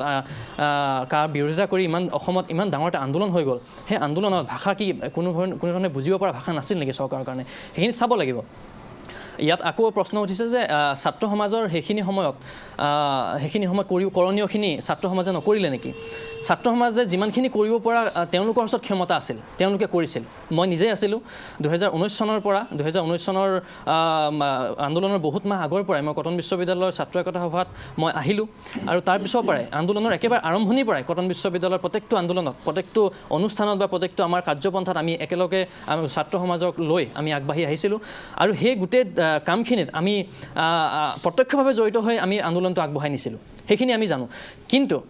আমাৰ এটা সীমা আছিল যে আমি কিমানলৈকে আন্দোলনটো লৈ যাব পাৰোঁ কিন্তু আমাক আঙুলিয়াই দিবলৈ কিন্তু আমাক লাগিছিল কিছুমান মানুহ কিন্তু আমাক আঙুলিয়াই দিয়া মানুহখিনিয়ে আমাক ভুলকৈ আঙুলিয়াই দিলে বুলি আমি আজিৰ ডেটত ক'ব পাৰোঁ বা আমাৰ আঙুলিত যোনে ধৰি টানিব লাগে আমাৰ আঙুলিত ধৰি যোনে আগুৱাই নিব লাগে তেওঁলোকে আমাক অন্য পথে আগুৱাই নিলে নেকি তাৰ এটা ডাঙৰ প্ৰশ্ন আছে এইখিনিতে দুটামান কথা মই ক'ব খোজোঁ আমাৰ আন্দোলনত আমি যেতিয়া এটা ধৰি লওক আজি এটা ৰেলী ৰাখিছোঁ ৰেলীটোৰ আগত যেতিয়া আমি ধুনীয়াকৈ সকলোৱে গোটেই দিনৰ ৰাতি কষ্ট কৰি আমি ৰাতি বহি আমি জোৰ বনাইছোঁ মানুহ গোটাইছোঁ আমি প্ৰচাৰ কৰিছোঁ ৰাতি পোষ্টাৰ লগাইছোঁ কৰিছোঁ গোটেইখিনি কাম কৰিছোঁ যেতিয়া আমি প্ৰতিবাদী সমদলটো আমি আগুৱাই লৈ যাব ল'ম 5 মিনিট আগত আহি দেখিম এই খাদী পিন্ধা ধুতি কুৰ্তা পিন্ধা 2-3জন মানুহ আহি পেলাই আমাৰ সন্মুখত আহি ৰ'বহি আচ্ছা আহি ৰ'বহি যে কৰিছা ন ভালে কৰিছা ঠিক আছে দিয়ক মোৰ লগতে আহি থিয় হ'বহি আমাৰ আৰু 4-5জন লগতে আহি থিয় হ'বহি গোটেই দিনে ৰাতি আমি কষ্ট কৰি সেই আন্দোলনটো সফলে যাওক বুলি সফলে এই হিচাপে যাব যাতে স্বতঃস্ফূৰ্ত থাকে যাতে ছাত্ৰ সমাজ সকলোৱে একেলগে আগুৱাই নিযায় কোনো এজনৰ নেতৃত্ব লোৱাৰ লগে লগে তেওঁৰ পলিটিকেল কথাখিনি আহিবই কাৰণ অসমৰ ৰাজনীতি ঠিক তেনেকুৱাই তেওঁলোক আহিবই কিন্তু আমি প্ৰত্যেকটো আন্দোলনতে দেখিলোঁ প্ৰত্যেকটো আমাৰ অনুষ্ঠানতে দেখিলোঁ আমি ৰণসংকাৰ প্ৰগ্ৰেম ৰাখিছিলোঁ বহুতকেইটা প্ৰগ্ৰেম ৰাখিছিলোঁ য'ত ষ্টেজতো আমি প্ৰগ্ৰেম হৈছিলে আমি কিন্তু কোনো কালচাৰেল প্ৰগ্ৰেম ৰখা নাছিলোঁ দেই কেতিয়াও আমি বক্তব্য অনুষ্ঠান ৰাখিছিলোঁ বুদ্ধিজীৱীসকল মাতিছিলোঁ আমাৰ সকলো যুৱ চামৰ পৰা গোটেই অসমৰ বিশ্ববিদ্যালয় কলেজৰ প্ৰতিনিধিসমূহ মাতিছিলোঁ কিন্তু তাতো আকৌ পলিটিকেল পাৰ্টিৰ মানুহখিনি আহি পেলাই কথা ক'ব খোজে আমি নিদিলোঁ বহুত ডাঙৰ মানুহ আহিছিলে অসমৰ প্ৰাক্তন মুখ্যমন্ত্ৰীও তালৈ আহি বহুত দেৰি ৰ'ল কিন্তু ক্ষমা কৰিব আজি কিন্তু আমি তেখেতকো মঞ্চলৈ নামাতিলোঁ আমাৰ অৰ্থ এটাই আছিল আমাৰ মূল উদ্দেশ্য এটাই আছিল যে এই আন্দোলনটো পলিটিকেল এংগললৈ যাব নালাগে কিন্তু গ'লটো আল্টিমেটলি গ'ল সেইটোৱে ক'লোঁ যে আমাৰ এটা সময়ত সীমা আছিল সেই সীমাখিনি যেতিয়া আমাক অতিক্ৰম কৰি কোনোবাই আগুৱাই নিলে তাৰপিছত কিন্তু আমি কৰিবলৈ কৰণীয়খিনি আমাৰ থাকি গ'ল সেইখিনিতে কিন্তু এতিয়াও আমাৰ দেৱিদ দাই কোৱা মতে তেখেত মোৰ পূজনীয় দাদা তেখেতে কোৱা মতে যে আমাৰ ছাত্ৰ সমাজৰ ভিতৰত থকা উমি জ্বলি থকা জুইকুৰা এতিয়াও আছে হয় আছে জুইকুৰা এতিয়াও আছে এতিয়াও কটন বিশ্ববিদ্যালয় প্ৰতিবাদ কৰিছে বিভিন্ন ছাত্ৰ সমাজৰ ফালৰ প্ৰতিবাদ আছে কিন্তু সেই প্ৰতিবাদে কিমানখিনি মূল পাইছে সেই প্ৰতিবাদ কিমান দূৰ আগুৱাই গৈছে ৰাইজে আগুৱাই নিছেনে বা সেই প্ৰতিবাদখিনি কোনোবাই স্থিমিত কৰিছে নেকি সেইখিনি চাব লাগিব ডেভিড আপোনাৰ ওচৰলৈ আহিছোঁ এই যিটো অভিযোগ উত্থাপিত হৈছে যে গোটেই বিষয়টো আচলতে ৰাজনীতিকৰণ কৰা হ'ল নেকি ৰাজনৈতিকভাৱে গোটেইটো আচলতে এটা অন্য ফাললৈ লৈ যোৱা হ'ল নেকি কোনোবাই ইয়াৰ পৰা পলিটিকেল মাইলেজ ল'বলৈ চেষ্টা কৰিলে নেকি এই বিষয়টো সন্দৰ্ভত আপোনালোকৰ চিন্তাধাৰা কেনেকুৱা হয়তো ডেফিনেটলি পলিটিকেল মাইলেজ দিবলৈ চেষ্টা কৰিলে কাৰণ এতিয়া অলপ সময় আগতে যিগৰাকী ৰাজনৈতিক দলৰ পেনেলিষ্ট ইয়াত আছে তেখেতে এটা কথা কৈ গ'ল এটা খুব সেইটো মই এটা তগলকী কথা বুলিয়ে কৈছোঁ যে তেখেতে ক'লে যে অসমীয়া ৰাইজে কাৰ সমৰ্থনে ভোট দিলে দৰাচলতে এইটো কথা নহয় আৰু এই গোটেই কাৰ যিটো আন্দোলন এই আন্দোলনটো স্থিমিত মানে এই আন্দোলনৰ পৰা অন্য ধৰণে অসমীয়া যিখন নিচলা মানুহ আছে যিখন সাধাৰণ মানুহ আছে নিৰ্বাচনত তেওঁলোকে হিতাধিকাৰী ৰাজনীতি কৰিলে মাইক্ৰ' ফাইনেন্সত তেওঁলোকে ৰাজনীতি কৰিলে এই ধৰণৰ ৰাজনীতিৰ জৰিয়তে অসমীয়া সাধাৰণ মানুহসকলৰ যিবিলাক সমস্যাবিলাকক তেওঁলোকে হিতাধিকাৰী মানে আঁচনিৰ জৰিয়তে সেই সময়ত তেওঁলোকে ভোট অৰ্জন কৰিলে কিন্তু এইটো কথা কোনো কাৰণে আমি কেতিয়াও মানি ল'ব নোৱাৰোঁ আৰু সাধাৰণ মানুহক সুধিলেও আপোনালোকে গম পাব আজিও কিন্তু অসমীয়া খিলঞ্জীয়া মানুহে কাৰ এতিয়াও বিৰোধিতা কৰি আহিছে আৰু দ্বিতীয় এটা কথা অলপ সময় আগতে অসম বিশ্ববিদ্যালয়ৰ যিগৰাকী সন্মানীয় প্ৰতিনিধিয়ে তেখেতৰ বক্তব্য প্ৰদান কৰিলে তেখেতক এটা কথা ক'ব বিচাৰোঁ যে আপুনি যিখন বিশ্ববিদ্যালয়ত বহি পেলাই এই কথাখিনি কৈ আছে সেই বিশ্ববিদ্যালয়খন কিন্তু অসম চুক্তিৰ এটা ফচল অসম চুক্তিৰ ফচল হৈছে অসম কেন্দ্ৰীয় বিশ্ববিদ্যালয় আৰু তেজপুৰ কেন্দ্ৰীয় বিশ্ববিদ্যালয় গতিকে তেখেতক মই এটা কথা ক'ব বিচাৰোঁ যে প্ৰথম আপুনি অসম চুক্তিখন পঢ়ি চাওক সেইখন অসম চুক্তি কিন্তু আমি এনেই পোৱা নাছিলোঁ আপোনালোকৰ সেই বিশ্ববিদ্যালয় তেজপুৰ বিশ্ববিদ্যালয় শোধনাগাৰ এনেই হোৱা নাছিলে 860গৰাকী খিলঞ্জীয়া অসমীয়া মানুহে তেওঁলোকে জীৱনৰ সৰ্বোচ্চ ত্যাগ কৰিছিলে নিজৰ প্ৰাণ দিছিলে বহু অসমীয়া মানুহক ধৰ্ষণ কৰা হৈছিলে বহু মানুহ আজিও ঘূণীয়া আজিও খোজ কাঢ়িব নোৱাৰে তেনেকুৱা অসমীয়া খিলঞ্জীয়া মানুহৰ চৰম ত্যাগৰ পিছত আমি অসম চুক্তি পাইছোঁ আৰু সেইখন অসম চুক্তিৰ ফচল আপুনি আজি বহি থকা আপোনাৰ বিশ্ববিদ্যালয়খন আৰু সেইখন অসম চুক্তিক চৰম মানে অসন্মান কৰিছে এই অসম চুক্তিখনক সম্পূৰ্ণৰূপে নস্যাৎ কৰিছে এই নাগৰিকত্ব সংশোধনী আইনে গতিকে সেই নাগৰিকত্ব সংশোধনী আইন কোনো অসমীয়াই কোনো প্ৰকৃত খিলঞ্জীয়া অসমীয়াই নাগৰিকত্ব সংশোধনী আইন মানি লোৱা নাছিলে এতিয়াও মানি লোৱা নাই ভৱিষ্যতেও নেমানে আৰু আজি এই ষ্টুডিঅ'ৰ পৰা কৈছোঁ যে অসমৰ মহাবিদ্যালয় বিশ্ববিদ্যালয়ৰ ছাত্ৰ ছাত্ৰীসকলৰ মনত সেই জ্বলি থকা যিকুৰা জুই সেই জুইকুৰা নিৰ্বাপিত হোৱা নাই পৰিস্থিতিৰ তাগিদাত পৰি পেলাই এই ক'ভিড সৃষ্ট পৰিস্থিতিৰ তাগিদাত পৰি পেলাই আচলতে কিছুমান এই আন্দোলনটো আচলতে সেই সময়ত মানুহে যিধৰণে আগবঢ়াই নিব লাগিছিলে সেইধৰণে সেই সময়ত পৰা নাছিলে কিন্তু আমাৰ বিশ্বাস পৰৱৰ্তী বিশ্বৰূপে কিবা ক'ব এই সন্দৰ্ভত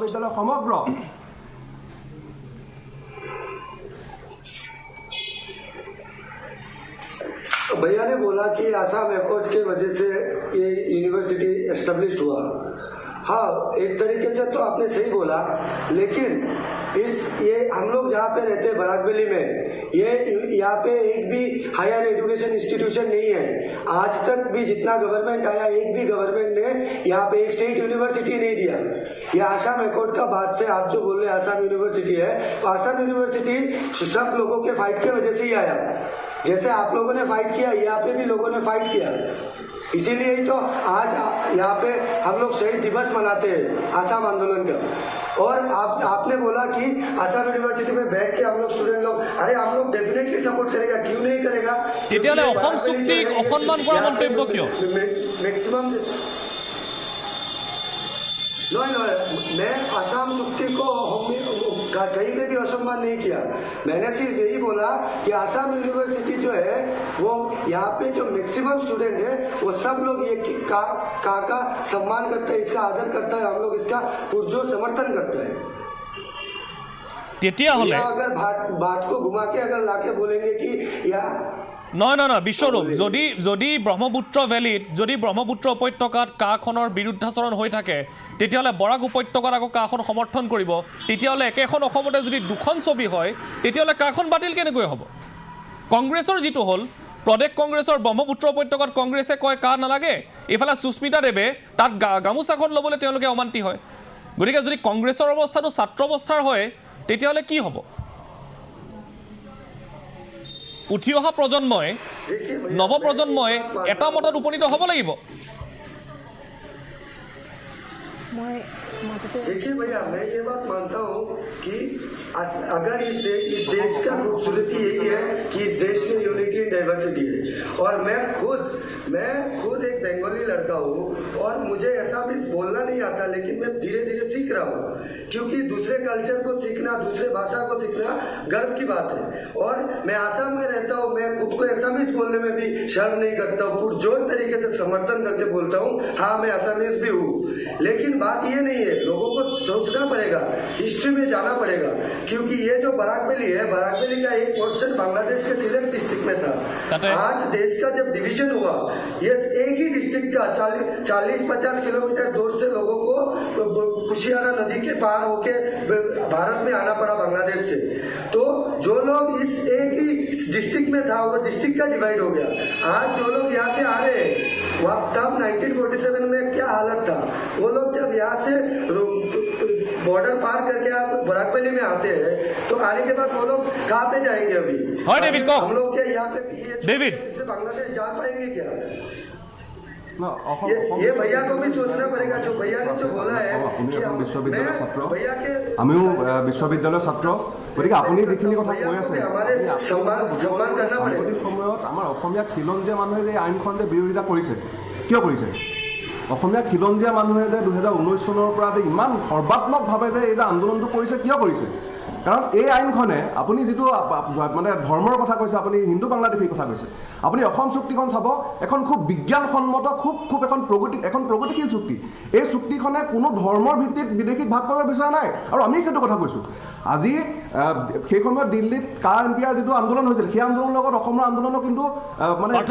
পাৰ্থক্য আছে। কাৰণ অসমত খিলঞ্জীয়া মানুহে যিখন আন্দোলন কৰিছিলে, সেই আন্দোলনত এটা কথা কোৱা হৈছিলে যে ধৰ্মৰ ভিত্তিত আমাক বিদেশী নালাগে, আমাক বিদেশীয়ে নালাগে, সি লাগে হিন্দুৱে হওক, সি লাগে মুছলমানে হওক। আৰু এই সমগ্ৰ কথাৰ এটা যুক্তি আছে, ইতিহাস আছে।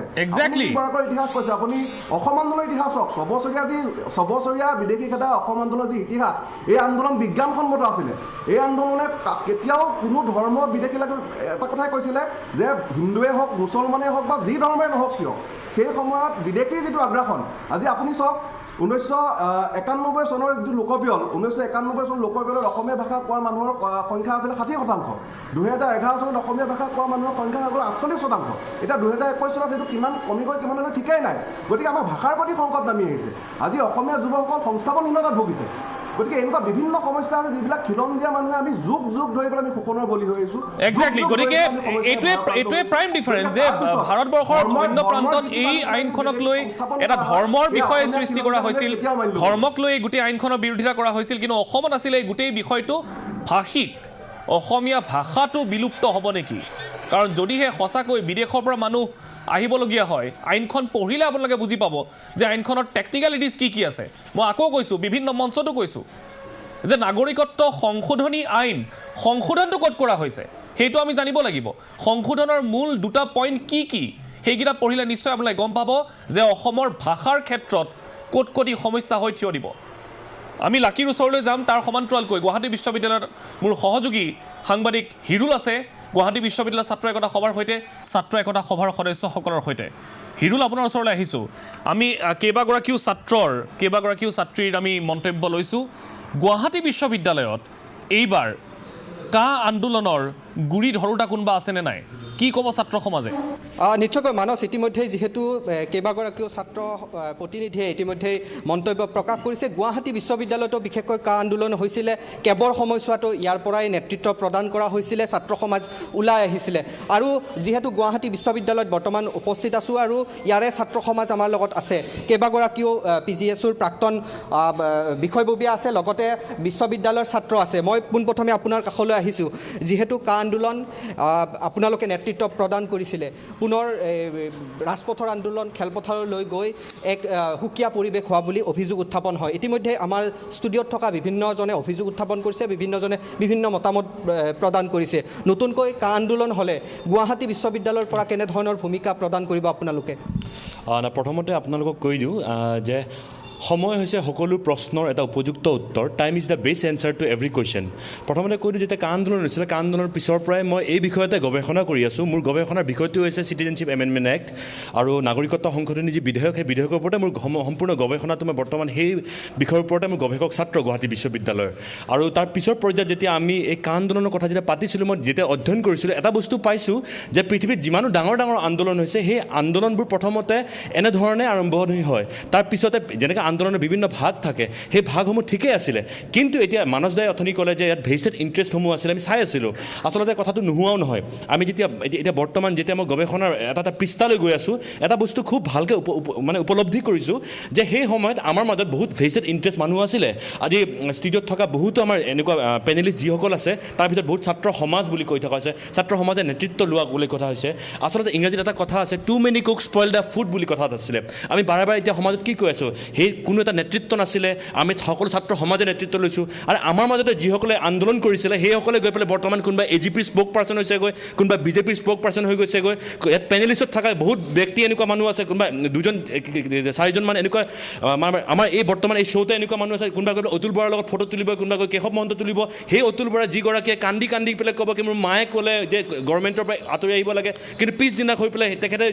গভৰ্ণমেণ্টৰ গৈ পেলাই এতিয়া বৰ্তমান হিমন্ত বিশ্ব শৰ্মাৰ যোনটো গভৰ্ণমেণ্ট তাত কেবিনেটেড এটা বৰ্তমান সেইটো গোটেই বিষয়টো যেতিয়া বৰ্তমান এতিয়া আমাৰ যিটো জুডিচিয়েল বিষয় তাত এটা কথা আমি সকলোৱে জানো যে জুডিচিয়েল যেতিয়া হয় আমি আইনী প্ৰক্ৰিয়াৰে আগবাঢ়িব লাগিব কিন্তু সিদিনা শ্বহীদ ন্যাসত আমাৰ যোনটো লাইফ টু লাইভলিহুড এৱাৰ্ড পোৱা যাক অল্টাৰনেটিভ নবেল প্ৰাইজ বুলি কোৱা হয় সেইজন যেতিয়া ব্যক্তি আহিছিলে তেখেতে আমাৰ যি ভাৰত গোটেই পৃথিৱীত 4জন ব্যক্তিয়ে পাইছিলে তাৰে এজন হৈছে আমাৰ অসমৰে সন্তান তেখেতক যেতিয়া বৰ্তমান এই আমাৰ যিটো বিগ ডেমৰ কথা সোধা হৈছিলে যে বিগ ডেমটো কি কৰোঁ এইটোত বৰ্তমান জুডিচিয়েল বিষয় সেয়া এডভকেট সুপ্ৰিম কোৰ্টৰ এডভকেট তেখেতে কৈছে যে সুপ্ৰিম কোৰ্টত কিবা এটা যদি আমি উইন কৰিবলৈ লাগে তেনেহ'লে আমি দুটা বস্তু গুৰুত্ব দিব লাগিব এটা জুডিচিয়েল যোনটো প্ৰক্ৰিয়াটো চলি থাকিব কিন্তু তাৰ সমান্তৰালভাৱে যোনটো আন্দোলনৰ প্ৰক্ৰিয়া যাৰ এটা ভইচ ক্ৰিয়েট কৰিব লাগে সেইটো চলিব লাগিব সেইবাবে কা আন্দোলনটো সীমিত হৈ গ'ল কা আন্দোলনটো গান বজানা হৈ গ'ল সেই কথাবোৰ যাৰ ভেষ্টেড ইণ্টাৰেষ্ট আছে সেইসকলে কয় আজি পৃথিৱীৰ ডাঙৰ আন্দোলন যদি আপুনি ভালকৈ লয় আমাৰ ভাৰতৰে যদি আন্দোলন লওঁ অসম আন্দোলন লওঁ ভাৰতৰ স্বাধীন হোৱা আন্দোলন লওঁ বা খাদ্য আন্দোলন লওঁ সংগীত বা সুপৰিকল্পিতভাৱে যি গান্ধীৰ যি আমাৰ আদৰ্শ সেই আদৰ্শৰে যেতিয়া আগবঢ়া হয় বিভিন্ন ধৰণৰ আন্দোলনবোৰ তেনেকৈ আগবাঢ়ে প্ৰথম যেতিয়া আপুনি ছ'চিয়েল মুভমেণ্ট যেতিয়া আমি যদি পঢ়োঁ ছ'চিয়েল মুভমেণ্ট মানে এইটো নহয় যে ৰাজপথত গৈ পেলাই একদম চিঞৰ বাখৰ কৰিম ভাঙা চিঙা কৰিম সুপৰিকল্পিতভাৱে যেতিয়া এটা মুভমেণ্ট আগবাঢ়ে তেতিয়াহে সেই মুভমেণ্টৰ এটা ভাল এনচাৰ ওলায় সেইটো আমি সকলোৱে অধ্যয়ন কৰিছোঁ সেইটো অধ্যয়ন কৰি আৰু পৃথিৱীৰ ইতিহাসত যি আন্দোলন হৈছে সেই আন্দোলনে আমাক বুজাই গৈছে যেতিয়া কয় কিবা যদি আমাৰ ফিল্ডত যেতিয়া গোট খাব লাগে আমি গোট খাব লাগে কেতিয়াবা যদি আপোনাৰ যেতিয়া লাঠি চাৰ্জ হয়, যেতিয়া সমাৱেশ হয়, তেতিয়া সেই বস্তু বিভিন্ন আন্দোলনৰ বিভিন্ন এটা পাৰ্ট থাকে, সেই পাৰ্টৰ বিভিন্ন সেই সময়ত সোমাই পৰে। আৰু চিটিজেনশ্বিপ এমেণ্ডমেণ্ট এক্টৰ কথা এতিয়া যেতিয়া জুডিচিয়েল বিষয়, কিন্তু তথাপিও IMDT এক্টৰ বিষয়ে যেনেকৈ আন্দোলন কৰা হৈছিলে, নাগৰিকত্ব NRC লাগে কাৰণে প্ৰত্যেকটো 14 আগষ্ট তাৰিখে যেনেকৈ আন্দোলন কৰা হৈছিলে, সেই বিষয়ে আমি সেই কৃষি আইনখন আন্দোলনৰ কাৰণে বাতিল হ'ল হিৰুল। আৰু এটা কৃষি আইনখন যদি আমি ন্যায়িক যুঁজলৈ গ'ল হয় তেতিয়াহ'লে হয়তো বাতিল নহ'ল হয়। শিকিব লাগে আমি কি ভুল হ'ল, সেই ভুলটো বৰ্তমান নিজক এনালাইচিছ কৰি থকা সময়, আৰু নতুনকৈ যদি আন্দোলন মানস, মই আপোনাৰ প্ৰশ্নটোৱে তেখেতক সুধিবলৈ চেষ্টা কৰিম। কৃষি আইনখন কেৱল আন্দোলনৰ কাৰণে তেওঁলোক অচল থকাৰ বাবে আন্দোলনৰ সেও মানি চৰকাৰে বাধ্য হ'ল যে এই আইনকেইখন বাতিল কৰিবলৈ। তাত কিন্তু আইনী প্ৰক্ৰিয়া হোৱা নাছিলে। আইনী প্ৰক্ৰিয়ালৈ গ'লে হয়তো তেনেধৰণৰ এক সুফল নাপালে হয়, কিন্তু কাৰ ক্ষেত্ৰত এই বিষয়টো কিয় হ'ব নোৱাৰে? নাই, আচলতে কৃষি আইন যিটো হ'ল, এটা আমাৰ কাৰণে এটা উদাহৰণ। মই ক'লোঁ নহয়, আমি ভুলৰ পৰা আমি শিক্ষা লৈ পেলাই আমি আগবাঢ়িব লাগিব। আমাৰ আন্দোলনত আমাৰ ভুল নাই হোৱা বুলি কোনে কৈছে? আমিও কৈ আছোঁ যে আমাৰ কিছুমান ক্ষেত্ৰত আমাৰ ভুল হৈছে। সেই ভুলসমূহৰ পৰা আমি শিক্ষা তেতিয়া আমি আমাৰ মাজত এনেকুৱা কি কৈ থকা হৈছিলে? গুৱাহাটী বিশ্ববিদ্যালয় যেতিয়া আকৌ শৰাইঘাট হৈছিলে, হাজাৰ ছাত্ৰ ছাত্ৰী ওলাই গৈছিলে, আমি তাৰ আগত আমি ওলাই গৈছিলোঁ, বাৰে কৈ থকা। মই আন এটা প্ৰশ্ন সুধিব বিচাৰিছোঁ, যিহেতু ষ্টুডিঅ'ৰ পৰা সোধা হৈছে যে কাৰ ভুলৰ কাৰণে এই আন্দোলন এনেধৰণে বিপথে পৰিচালিত হয়। আপোনালোকৰ নজৰত কোন ব্যক্তিৰ কাৰণে এনেধৰণৰ এই যি আন্দোলনটো বিচলিত হ'ল বুলি ভাবে? আপোনালোকে কি ভাবে? ষ্টুডিঅ'ত বহি থকা যেতিয়া আৰম্ভণি হৈছিলে, মানস দাই হওক বা আমাৰ গগৈ বাইদেৱে হওক বা আমাৰ যিমান পেনেলিষ্ট আছে সকলোৱে কৈ আছিলে ছাত্ৰ সমাজে নেতৃত্ব লৈছে, ইয়াত কোনো দল সংগঠন নাছিলে। তেখেতসকলে কৈ আছে, আপোনালোকে কৈছে ছাত্ৰ সমাজৰ নেতৃত্বত আন্দোলন হৈছে, তেনেহ'লে ছাত্ৰ সমাজৰ মাজৰ পৰা আমাৰ কাৰোবাৰ ভুল হ'ব লাগিব। কোনোবা গৰাকী আজি ডিব্ৰুগড় বিশ্ববিদ্যালয়ত কি ঘটি আছে, গুৱাহাটী বিশ্ববিদ্যালয়ত কি হৈ আছে, যিসকলে আমাৰ মাজত গৈ পেলাই আন্দোলন কৰিছে, পিছ দুৱাৰ গৈ পেলাই কোনোবা মিনিষ্টাৰৰ লগত লগ লাগিব। যিসকলে আমাৰ মাজত গৈ পেলাই আন্দোলন কৰিছিলে, কোনোবা গৈ পেলাই এটা AGPৰ স্প'ক পাৰ্চন হ'বগৈ। যিসকলে আমাৰ মাজত গৈ পেলাই আন্দোলন কৰিছিলে, হাত কাটি তেজ ওলাইছিলে, সেইসকলে গৈ পেলাই যিসকলে কাৰ সপক্ষে ভোট মাৰিছিলে ৰাজ্যসভাত, সেইসকলক মাতি আদৰণি জনাব। তেনেকুৱা হোৱা ছাত্ৰ সমাজৰ সেই নেতৃত্বক আমি বিশ্বাস কৰিব নোৱাৰোঁ, যাৰ কোনো এই আন্দোলনৰ প্ৰতি সঁচা অন্তৰত যদি কাৰোবাৰ সঁচা অসমৰ প্ৰতি ভাল পোৱা আছে, তেনেকুৱা ব্যক্তিৰ নেতৃত্ব আন্দোলন হ'ব লাগে। কাৰণ আমি বাৰে কৈ আছোঁ, আপোনালোকে তেনেকুৱা প্ৰশ্ন সুধিব বুলি গম পাইছিলোঁ, সেইকাৰণে আগতে কৈছিলোঁ যে too many cook spoil the food. হাজাৰ মানুহ নালাগে, কিছুমান সুপৰিকল্পিতভাৱে যিসকলৰ সঁচা অন্তৰত অসম আছে, দুটা ফেজ নহয় যে বাহিৰত দেখালে অসমক ভাল পাওঁ কিন্তু ভিতৰে কোনো মিনিষ্টাৰৰ লগত কথা পাতিম, তেনেকুৱা নহয়। সেইসকলৰ নেতৃত্বত আন্দোলন হ'ব লাগে, আৰু ভেষ্টেড ইণ্টাৰেষ্ট থকা মানুহৰ নেতৃত্বত হ'ব নালাগে বুলি কওঁ। ঠিক আছে হিৰুল, আপোনাৰ ওচৰলৈ আকৌ এবাৰ যাম। কিবা ক'বলৈ বিচাৰিব ৰাহুল আপুনি? মই গৈ আছোঁ হিৰুল। তেওঁৰ কথাখিনি মই প্ৰায়খিনি সমৰ্থন কৰোঁ, কিন্তু এইখিনিতে তেওঁ সঠিক উত্তৰটো দিব নোৱাৰিলে আপোনাৰ আমাৰ ষ্টুডিঅ'ৰ ফালৰ পৰা যিটো প্ৰশ্ন তেওঁলৈ সোধা হৈছিল, বা তেওঁলোকক মই তৰ্ক কৰিবলৈ নাযাওঁ, কাৰণ তেওঁ মোৰ আজি তেওঁলোকৰ মোৰ তৰ্ক কৰিবলগীয়া নাই, বা তেখেতে বা মই যি বিচাৰিছোঁ আমাৰ দুয়োজনৰ উদ্দেশ্য একেই। কিন্তু তেওঁলোকে যিহেতু গৱেষণা কৰিছে ইয়াৰ ওপৰত, তেওঁ নিশ্চয় আমাতকৈ বা আমাৰ আজি গোটেইখিনিতকৈ তেওঁ অভিজ্ঞতা বা তেখেতৰ জ্ঞান আছে। তেওঁৰ নিচিনা ব্যক্তিয়ে আমাক আগুৱাই নিব লাগিব। কিন্তু তেওঁৰ কথাত মই তেওঁ খং দেখা পালোঁ, তেওঁ খং উলিয়াইছে যে এনেকুৱা হৈছে। সেই কথাখিনিও তেওঁলোকে আঙুলিয়াই দিব লাগে যে কোনে কেনেকৈ কি কৰিছে আৰু ক'ত, তেওঁ স্পষ্টকৈ আঙুলিয়াই দিব লাগে আচলতে আমাৰ ভুলখিনি ক'ত হৈছে, আমাৰ ইয়াৰে ভাল হ'বৰ কাৰণে আমাৰ কি কৰিব লাগিব, তেওঁ সেইখিনিও আমাক দেখুৱাই দিব লাগে। নিশ্চয়। লাকি কিবা ক'বলৈ বিচাৰিছিলে আপুনি? হয়, মোৰ এটা বস্তু ভাল নালাগিলে, যিটো তেখেতৰ মই নামটো পাহৰিছোঁ, ডিব্ৰুগড় ইউনিভাৰ্চিটিৰে হ'ব মষ্ট প্ৰবেবলি। হয়, তেখেতে ক'লে যে মই বহুত তুগলকি মন্তব্য কৰিছোঁ যে অসমৰ ৰাইজে সমৰ্থন জনালে, সেইটো মোৰ তুগলকি মন্তব্য বুলি তেখেতে ক'লে। মই ইয়াতে ক'ব বিচাৰিছোঁ যে 2019ত গোটেই ভাৰতৰ যি আপোনাৰ জেনেৰেল ইলেকশ্যনছ আছিলে, তাত আমি গোটেই ভাৰতৰ 1/3তকৈ বেছি আমি ভোট পাৰ্চেণ্টেজ আমাৰ থাকিলে ইলেকশ্যনত। মই 2019ৰ ইলেকশ্যন বাদ দি দিলোঁ। 2021ত যেতিয়া খিলঞ্জীয়াৰ নেতৃত্ব কৰা বুলি লুৰিণজ্যোতি আৰু অখিল গগৈ দুটাকৈ বেলেগ দল জন্ম দিলে, এটাৰ পৰা লুৰিণজ্যোতিয়ে 2টা ছিটত ইলেকশ্যন খেলিও হাৰিছে, আৰু অখিল গগৈয়ে 2টা দলৰ মাজত যদি আমি চাব যাওঁ, আচলতে 2টা দলৰটোতো একেই ধৰণৰ মানে আপুনি কি ক'ব আৰু আইডিঅ'লজি, তেন 2টা দলৰ মাজতে মই কৈছোঁ এটা ছিট অখিল গগৈ পালে। আৰু অখিল গগৈ পালে, মই নিজে শিৱসাগৰ সেইকাৰণে ক'ম যে তেখেতে বহুত চেণ্টিমেণ্টেল বনালে। তেখেতে কাৰ কাৰণে পোৱা নাই, গৈ থৈ 2টা দলৰ মাজত এটা ছিট। খিলঞ্জীয়া কি ক'ত গ'ল খিলঞ্জীয়া যদি আপোনালোকে ভাবিছে যে খিলঞ্জীয়াই এতিয়াও সমৰ্থন কৰি আছে আপোনালোকে যে ক'ব যে অসমীয়া মানুহে এতিয়াও সমৰ্থন কৰি আছে আপোনালোকে ভাবিছেতো আপোনালোকৰ মনৰ কথা আপোনালোকৰ মাজৰ এগৰাকী ছাত্ৰ নেতা আসাম ইউনিভাৰ্চিটিৰ পৰা তেখেতে ক'লে যে তেখেতৰ এইবাৰ গোটেই ইউনিয়নে মানে খুব বেছি কোনোবা দুই এজনে ডেম'ক্ৰেটিকেলি নিজৰ চবৰ চইচ থাকে দেই সেইটো আকৌ কাৰোবাৰ কোনোবাই কিবা মানে মন্তব্য এটা দিলে সেইটো তুগলকি শব্দটো ব্যৱহাৰ কৰাটো আচলতে ভুল কাৰণ সেই তেনেকুৱা টাইপৰ শব্দৰ ব্যৱহাৰেই তুগলকি হয় মই কৈছোঁ কাৰণ মই এখন গণতান্ত্ৰিক দেশত আছোঁ মোৰ কিবা এটা মত থাকিব পাৰে আপোনাৰ থাকিব পাৰে মই আপোনাৰ মতক সম্পূৰ্ণ সন্মান জনাইছোঁ যে আপুনিও মোৰ মতটো সন্মান জনাব লাগিব দেশৰ 1/3 ব্যক্তিয়ে যেতিয়া বিজেপিৰ দলৰ লগ দিছে বিজেপিৰ দলক সমৰ্থন জনাইছে তেনেহ'লে মই ভাবোঁ সেইটো কোনোপধ্যে আমাৰ তুগলকি বা ফেচিজিমৰ তেনেধৰণৰ শব্দৰ ব্যৱহাৰ আজিৰ তাৰিখত হ'ব নালাগে আপোনালোকক মই আৰম্ভণিতে কৈছোঁ যি কৰিব আছে গণতান্ত্ৰিক প্ৰক্ৰিয়াৰে কৰক আপোনালোকক মই আৰম্ভণিতে কৈছোঁ যে আপোনালোকে ৰাস্তা ঘাট নজ্বলাব তাৰ বাহিৰে যি কৰিব আছে কৰক এখন গণতান্ত্ৰিক দেশ হয় ইয়াত কোনো ধৰণৰ প্ৰতিবাদত আপত্তি আইনী ৰূপে আপোনালোকে ৰাস্তা ঘাট নজ্বলাব মানে আচলতে ছাত্ৰ সমাজে ৰাস্তা ঘাট জ্বলোৱা নাছিলে লাকি সেই সময়ত এটা তৃতীয় শক্তিয়ে ৰাস্তা ঘাট জ্বলাইছিলে ঠিক আছে আপুনি কৈছে তৃতীয় শক্তি কিন্তু গোটেই এই আন্দোলন এই জংগী আন্দোলনটোত কিন্তু আপুনি যদি মন কৰে এই ছাত্ৰ শক্তিয়ে নেতৃত্ব লৈছিলে তেওঁলোকে সেই সময়ত এনেকুৱা কি কৰিলে যে মই জানিব বিচাৰিছোঁ যে তেওঁলোকৰ ছবিটোৱে নাইকিয়া হৈ গ'ল তেওঁলোক কেনেকৈ নাইকিয়া হৈ গ'ল তৃতীয় শক্তিৰ হাতত কেনেকৈ গোটেই বস্তু গুচি গ'ল কেনেকৈ নেতৃত্ব মানে আপোনাৰ গোটেই আপোনাৰ ৰাজনীতিকৰণ কেনেকৈ হ'ল গোটেই বস্তুটোৰ অলপ আগত ৰাহুলে ক'লে যে খাকী পোচাক পিন্ধা ব্যক্তি আহিছিল খাদী পোচাক পিন্ধা ব্যক্তিৰ পৰা কাক তেখেতে বুজাব বিচাৰিছে মই বুজি নাপালোঁ তেখেতে যদি স্পষ্টকৈ ক'লে হয় যে এই ব্যক্তি আহিছে তেনেহ'লে আমি ধৰিব পাৰিলোঁ হয় অখিল আৰু লুৰিনৰ দৰে ব্যক্তিসকলৰ ওপৰত আপোনালোকে ভিত্তি কৰি যদি ভাবিছে যে মই আপোনাক সন্মান সহকাৰে চব কথা কৈছোঁ আপুনি মোক কৈ ল'ব দিয়ক লুৰিন আৰু অখিলৰ দৰে ব্যক্তিক যদি আপোনালোকে বিশ্বাস কৰি যদি ভাবিছে এইসকল খিলঞ্জীয়াৰ মানে নেতৃত্ব হয় তেনেহ'লে আপুনি বহুত ভুল কৰিছে কেনেকুৱা ধৰণৰ সফল হ'ল সেইখিনি পাতি থাকি লাভ নাই আৰু আপুনি যিটো কথা কৈছে যে আপুনি 2019 চনৰ নিৰ্বাচনৰ কথা ক'লে আমি দেখি আছোঁ যে বিজেপি দলটোৱে কেনেকুৱা ধৰণে নিৰ্বাচনৰ সময়ত এই মানে মানুহৰ সমস্যাৰ লগত খেল কৰি পেলাই কেনেকুৱা ধৰণে কি কৰি আমি দেখি আছোঁ কিন্তু মূল কথাটো হ'ল যে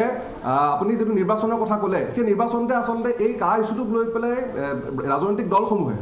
বিশেষকৈ বিজেপিয়ে তেওঁলোকে মানুহৰ সমস্যাৰ লগত খেলি পেলাই ৰাজনৈতিক দলটোৱে কাৰ সমস্যাক লৈ জন্ম হৈছিল তেনেহ'লে এটা চিট কেনেকৈ পালে প্ৰত্যেকগৰাকী সাধাৰণ মানুহক আপোনালোকে কিমান সাধাৰণ মানুহৰ সৈতে কথা পাতে গম নাপাওঁ আমি বিশ্ববিদ্যালয়ৰ ছাত্ৰ আমাৰ বিশ্ববিদ্যালয়ৰ শিক্ষাগুৰুসকল হওক বা বিশ্ববিদ্যালয়ৰ ছাত্ৰ ছাত্ৰী হওক বা বিষয়া কৰ্মচাৰী সাধাৰণ চাফাই কৰ্মীজনলৈকে আমি সকলোৰে সৈতে কথা পাতোঁ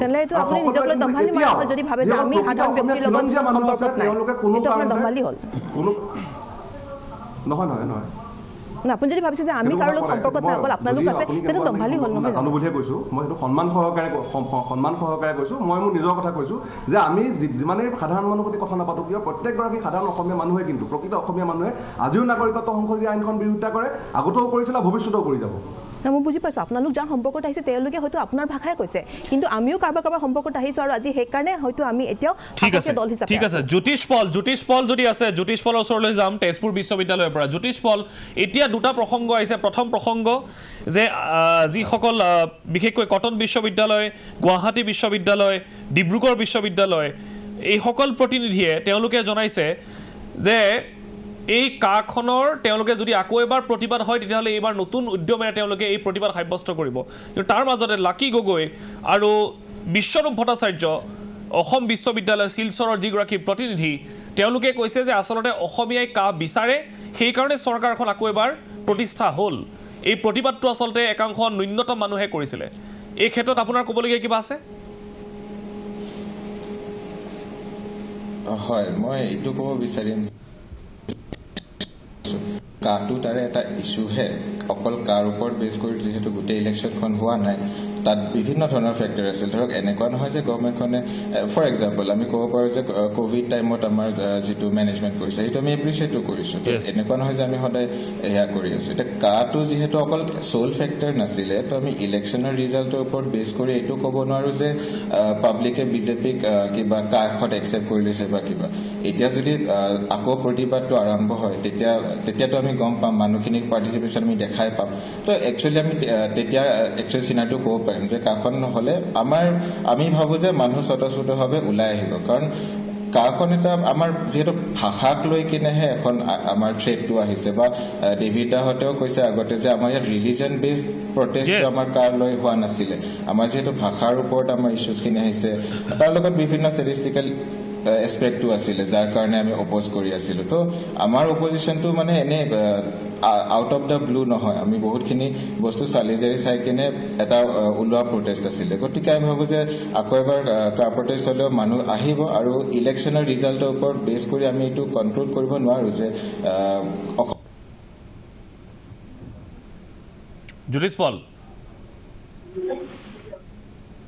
জ্যোতিষ পলৰ সৈতে সংযোগ হয়তো বিচ্ছিন্ন হৈছে মই আকৌ এবাৰ জ্যোতিষ পল শুনিছে ক'ব পাৰে হয় মই শুনি আছো হয় আপুনি শেষ কৰিব পাৰে আপোনাৰ বাক্য মই এইটো ক'ব বিচাৰিম যে আমি ইলেকশ্যনৰ ৰিজাল্টৰ ওপৰত চলি বেছ কৰি এইটো শেষ কৰিব নালাগে যে মানুহে বা অসমৰ ৰাইজে আমি একচেপ্ট কৰি লৈছো আমি অবভিয়াছলি একচেপ্ট কৰি নাই লোৱা কাৰণ আগতেও যিকেইটা পইণ্ট আছিল এইটো নহয় যে পইণ্টকেইটা টাইমৰ লগত সলনি হৈ গৈছে জ্যোতিষ পল এটা কথা কওক যিসকল ছাত্ৰ ছাত্ৰীয়ে বিশেষকৈ আপুনি হওক বা এইসকল ছাত্ৰ ছাত্ৰীয়ে কাখনৰ বিৰোধিতা কৰি ওলাই আহিছিল আপোনাক যদি মই প্ৰশ্ন কৰোঁ কাখন জানি বুজি আপোনালোকে বিৰোধিতা কৰিছিল নে কেৱল এটা ঢৌত পৰি আপোনালোকে কাৰোবাৰ প্ৰৰোচনাত পৰি আপোনালোকে এই কাখনৰ বিৰোধিতা কৰিছিল জানি বুজি বিৰোধিতা কৰিছে হয় নিশ্চয় আমাৰ মাজত ইয়াত আলোচনা হোৱাৰ পিছতহে আমি প্ৰতিবাদত আমি যোগ হৈছিলোঁ আৰু এনেকুৱা নহয় যে অকল আমি আমাৰ মাজতে আলোচনা কৰিছোঁ তেতিয়া আমি আমাৰ অসমত যিমানকেইখন বিশ্ববিদ্যালয় আছে বা নৰ্থ ইষ্টৰো যিমানকেইখন বিশ্ববিদ্যালয় আছে আমাৰ সকলোৰে মাজত আলোচনাৰ মাজেৰে আমি প্ৰতিবাদটোত পাৰ্টিচিপেট কৰিছোঁ ঠিক আছে বিশ্বৰূপ আপোনাৰ ওচৰলৈ আহিছোঁ এতিয়া মই তৰ্কযুদ্ধলৈ যাবলৈ বিচৰা নাই এটা চিৰিয়াছ মেটাৰ আৰু আপোনাৰ সৈতে মই চিৰিয়াছলি এই বিষয়খিনি কথা পাতিবলৈ বিচাৰিছোঁ বিশ্বৰূপক যদি পাইছোঁ আমি বিশ্বৰূপৰ সৈতে সংযোগ স্থাপন কৰিবলৈ চেষ্টা কৰিম কিন্তু তাৰ আগতে এটা বিশেষ মন্তব্য যদি সম্ভৱ হৈ দেখুৱাই ল'বলৈ বিচাৰিছোঁ অখিল গগৈয়ে কা সন্দৰ্ভত এটা বিশেষ মন্তব্য কৰিছিল অখিল গগৈৰ সেই মন্তব্যৰ কিয় অংশ এই মুহূৰ্তত দেখুৱাবলৈ বিচাৰিছোঁ গতিকে এই পৰিস্থিতি সাময়িকভাৱে কা আন্দোলন কিছুদিনৰ কাৰণে দুৰ্বল হ'ব পাৰে কিন্তু মই আপোনালোকক গেৰাণ্টি দি ক'ব খোজোঁ আজি কা আন্দোলনৰ প্ৰথমজন শ্বহীদ ছেম ষ্টপৰ্ডৰ পৰিয়ালৰ চোতালত থিয় হৈ মই স্পষ্টভাৱে ক'ব খোজোঁ যে অসমীয়া জাতিয়ে কেতিয়াও কা নামানে এই আন্দোলন আৰম্ভ হ'ব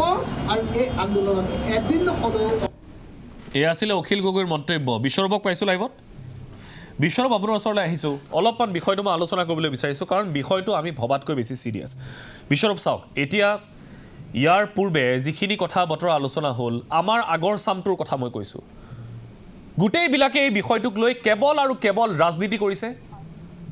নিজৰ মুনাফাৰ কাৰণে কাম কৰিছে মানুহক ব্যৱহাৰ কৰিছে কাক এটা ইস্যু হিচাপে লৈ তেওঁলোকে ৰাজনৈতিক অস্ত্ৰ হিচাপে ব্যৱহাৰ কৰিলে আৰু মনত ৰাখিব বিশ্বৰূপ আপুনি হওক ৰাহুল হওক ডেভিড হওক বা আজি আমাৰ যিসকল প্ৰতিনিধি আকৌ এবাৰ কৈছোঁ জ্যোতিষ পল হওক লাকি হওক এই কাখনৰ ভাল বা বেয়া এইখিনি আমাৰ প্ৰজন্মটোৱে ভুগিব লাগিব বিশ্বৰূপ গতিকে এই বিষয়টো আমি আলোচনাৰ মাজেৰে এটা সমাধান সূত্ৰলৈ নিয়াটো ভাল ব্ৰহ্মপুত্ৰ উপত্যকাত আমি তথ্য সহকাৰে আপোনাক জনাবলৈ বিচাৰিছোঁ ইয়াৰ বিৰোধিতা কৰা হৈছিল ব্ৰহ্মপুত্ৰ উপত্যকাৰ অধিকাংশ লোকেই ইয়াৰ বিৰোধিতা কৰিছিল কিন্তু বৰাক উপত্যকাত মানুহখিনি দুদুল্যমান অৱস্থাত আছিল তেওঁলোক দুই নাৱত দুই ভৰি অৱস্থাত আছিল যিটো অৱস্থা কংগ্ৰেছৰ হৈছিল এটা বিশ্বৰূপ আপুনি সেই লোকখিনিৰ সৈতে ডাঙৰ হোৱা যিসকল লোকে আজিও এই গোটেই বিষয়টোক লৈ সন্দিহান কেনেধৰণে আলোচনা হৈছে আপোনালোকৰ মাজত কাখনক লৈ কাখনৰ নেগেটিভিটি আপোনালোকে কেনেধৰণে আপোনালোকক শিকোৱা হৈছে বিশ্বৰূপ एक्चुअली देखिए मैं जो बोलता हूँ एक्चुअली का जो आंदोलन शुरू हुआ हेलो শুনি আছোঁ ক'ব পাৰে एक्चुअली का जो प्रोटेस्ट हुआ पूरा नेशन में जो प्रोटेस्ट हुआ वहाँ पे ज़्यादातर जगहों में प्रोटेस्ट हुआ सिर्फ मुस्लिम को क्यों इंक्लूड नहीं किया गया लेकिन आसाम का जो फंडा था आसाम में ऐसा था कि इंडिजिनियस जो पीपल है उन लोगों को अपने जाति को बचाने का उन संस्कृति को बचाने का लड़ाई था मैं ये बात से डिसएग्री नहीं करूँगा कि लोगों ने फाइट किए ये गलत है ये कुछ हद तक लोगों का समझ में जितना आया लोगों ने फाइट किया लेकिन अगर हम लोग ज़्यादा बड़े सोच में जाएंगे मुझे ये लगता है कि यहाँ पे जो लोग रहते इंडिजिनियस पीपल, उनका अगर सुरक्षा, उनका अगर संस्कृति बचाना है तो रिलीजियस प्रोसिक्यूशन हो के जो लोग बांग्लादेश, पाकिस्तान, अफगानिस्तान से जो हिंदू, बौद्ध, सिख लोग आए हैं, वो लोग आने से मैं ये बहुत पुरजोर तरीके से बोलता हूँ कि आसाम के जो एसामीज लोग हैं उनका तब तक ही संस्कृति बजाय रहेगा जब तक हिंदू, बंगाली यहाँ पे रहेगा और हम दोनों एक जाति दूसरे जाति का सम्मान करेंगे, अपने रिलीजियस इथिक्स, मॉरलिटी का सम्मान करेंगे। अभी दूसरा बात आया पॉलिटिकल इन्फ्लुएंस का। हाँ, का जो प्रोटेस्ट हुआ पहले शुरू हुआ यूनिवर्सिटी से, मुझे भी बहुत सारे ग्रुप में ऐड किया गया, लेकिन मैंने कभी भी डायरेक्टली और इनडायरेक्टली हो कि मैंने वो प्रोटेस्ट का जितने यूनिवर्सिटी के साथ हम लोग जुड़े एक व्हाट्सएप ग्रुप में थे, मैं तभी भी वहाँ पे विरोध नहीं किया, क्योंकि सबका एक डेमोक्रेटिक राइट होता है प्रोटेस्ट करने का। है उनके पास लॉजिक हो सकता है, उनका लॉजिक सही भी हो सकता है उनके पॉइंट ऑफ व्यू से, लेकिन जब हम लोग नेशन वाइड कुछ सोचेंगे तब हम लोग को देश की नेशनल सिक्योरिटी के बारे में भी सोचना पड़ेगा। सुप्रीम कोर्ट ने भी ये जो नेशनल थ्रेट जो है, इलीगल इमिग्रेंट जो है, उनके बारे में सुप्रीम कोर्ट ने भी बोला है कि ये लोग नेशनल सिक्योरिटी के थ्रेट है। और एक बात मैं बोलना चाहता हूँ, भैया ने पहले डिब्रूगढ़ यूनिवर्सिटी के भैया ने पहले बोला था कि जो रिलीजियस व्यू में, तो मैं उनको बोलता हूँ कि देश का जब डिवीजन हुआ, देश का डिवीजन ओनली रिलीजियस बेसिस में ही हुआ था। ये अगर कोई बोल दे कि नहीं रिलीजियस बेसिस में नहीं हुआ तो ये गलत है। देश का डिवीजन रिलीजियस बेसिस में ही हुआ। तो एक कम्युनिटी के लोग ज़्यादा वहाँ पे मेजोरिटी है, तो जो लोग इस देश को तोड़ के अलग देश बनाया, अपना मेजोरिटी बनाया, वो लोग को इस देश में आने का क्या जरूरत है? वो लोग तो वहाँ पे मेजोरिटी है। आप चाहोगे বিশ্বৰূপ সেই সকল মানুহক অনাৰ কথা আমি কোৱাই নাই। আপুনি যাক উদ্দেশ্য কৰি কথাখিনি কৈছে তেওঁলোকক অনাৰ কথা আমি কোৱাই নাই। তেওঁলোকে তেওঁলোকৰ দেশত মেজৰিটি হৈ থাকক, সেইটো আমাৰ ক'বলগীয়া একো নাই। মই আকৌ কৈছোঁ যে এই প্ৰসংগটো আপুনি ৰাষ্ট্ৰীয়কৰণ নকৰিব। We are talking about Assam, আমি অসমৰ কথা পাতি আছোঁ, আৰু অসমত এই বিষয়টো ধৰ্মীয় নহয়, ভাষিক। কথাটো বুজিবলৈ চেষ্টা কৰক। যদি এইসকল লোকে আপোনালোকে ভালকৈ কাখন পঢ়ি ল'ব, যদি আপোনালোকে যিসকলে চাই আছে, কাৰণ কাখনত টেকনিকেলিটিজ বহুত আছে, সেইকাৰণে পঢ়ি শুনি কৈ আছোঁ। এতিয়াৰ এই 2 বছৰ 3 বছৰ 5 বছৰৰ কথা নহয়, এইটো 20 বছৰ 30 বছৰ 50 বছৰৰ কথা। অসমৰ যিটো পৰিচয়, সেই পৰিচয়টো হৈছে প্ৰথম অসমৰ ভাষা। আৰু বিশ্বাস কৰক 30 বছৰ 50 বছৰৰ পাছত যদিহে এইখন ইমপ্লিমেণ্ট হয় আজিৰ তাৰিখত, আৰু 30 বছৰ 50 বছৰৰ পাছত অসমৰ প্ৰথম যিটো পৰিচয় ভাষা, অসমীয়া, মানুহে ক'বলৈ পাহৰিব, মানুহে নক'ব। কাৰণ লেংগুৱেজ ইজ দি আটমষ্ট প্ৰায়ৰিটি। মানুহৰ ভাষাটোৱে আটাইতকৈ ডাঙৰ গুৰুত্ব। আৰু সেই ভাষাক লৈ আকৌ কৈছোঁ, বিশ্বৰূপ ভাষাক লৈ আমাৰ সংশয়। অসমীয়া এনেও এটা সৰু জাতি। অসমৰ সংস্কৃতিক লৈ বিভিন্ন মঞ্চত বিভিন্ন উপস্থাপন হৈছে। যিমান পাৰোঁ আমি অসমৰ গামোচাখনৰ পৰা, ভাষাৰ পৰা, অসমৰ সাৰুৱা মাটি, অসমৰ চাহ, প্ৰতি টুকুৰা নৰালৈকে আমি বিশ্ব দৰবাৰত নিবলৈ চেষ্টা কৰি আছোঁ। কোনোবাই পাৰিছে, কোনোবাই পৰা নাই। তাৰপিছত যদি হিন্দু মুছলিম এজেণ্ডা লৈ অসমক স্কেপগোট সজা হয়, অসমক যদি বলিৰ পথা সজোৱা হয়, এইটো আপুনি, মই আৰু আমাৰ পেনেলসকলে অহা 20, 30, 50 বছৰত ভুক্তভোগী হ'ব লাগিব। তাৰ কাৰণে আমি তেনেধৰণে চিন্তা কৰাটো খুব গুৰুত্বপূৰ্ণ। সময় শেষ হৈ আহিছে। হিৰুলৰ ওচৰলৈ যাম, তাৰপিছত মই সকলোৰে এণ্ডিং ৰিমাৰ্কছ ল'ম। হিৰুল, চমুকৈ। নিশ্চয়কৈ মানস চাহক ষ্টুডিঅ'ত থকা কেইবাগৰাকীও প্ৰতিনিধিয়ে এটা কথা উল্লেখ কৰিছে যে অসমৰ গৰিষ্ঠ সংখ্যক লোকেই কাক সমৰ্থন কৰে আৰু যাৰ বাবে বিজেপি মিত্ৰজোঁটক মেণ্ডেট দিছে। সেই বিষয়টোৱে মই ইয়াৰে ছাত্ৰসকলৰ পৰা জনাৰ চেষ্টা কৰিম। মই পোনপ্ৰথমে আপোনাৰ ওচৰলৈ আহিছোঁ। ষ্টুডিঅ'ত থকা বহুকেইগৰাকীয়ে উল্লেখ কৰিছে যে কাক অসমৰ বহু সংখ্যক লোকে সমৰ্থন জনায়, যাৰ বাবে বিজেপি মিত্ৰজোঁটক মেণ্ডেট দিছে বা বিজেপি মিত্ৰজোঁটক সমৰ্থন জনাইছে। তেওঁলোকে চৰকাৰ গঠন কৰিব পাৰিছে পুনৰবাৰ। এই বিষয়টোৰ ওপৰত আপুনি কি ক'ব? মই মোৰ বক্তব্যখিনি বহুত সমুখে ৰাখিম। যিহেতু মই এজন পলিটিচিয়ান নহয়, কিন্তু যিখিনি কথা ক'বলৈ মই গৈ আছোঁ এইখিনি নোকোৱাকৈও থাকিব নোৱাৰি পোনপ্ৰথমে যোনখিনি পলিটিচিয়ান ছাপ্ৰেশ্যন যোনটো পলিটিচিয়ানছবিলাকে যোনখিনি ছাপ্ৰেশ্যন দিছে দ্য ৰুলিং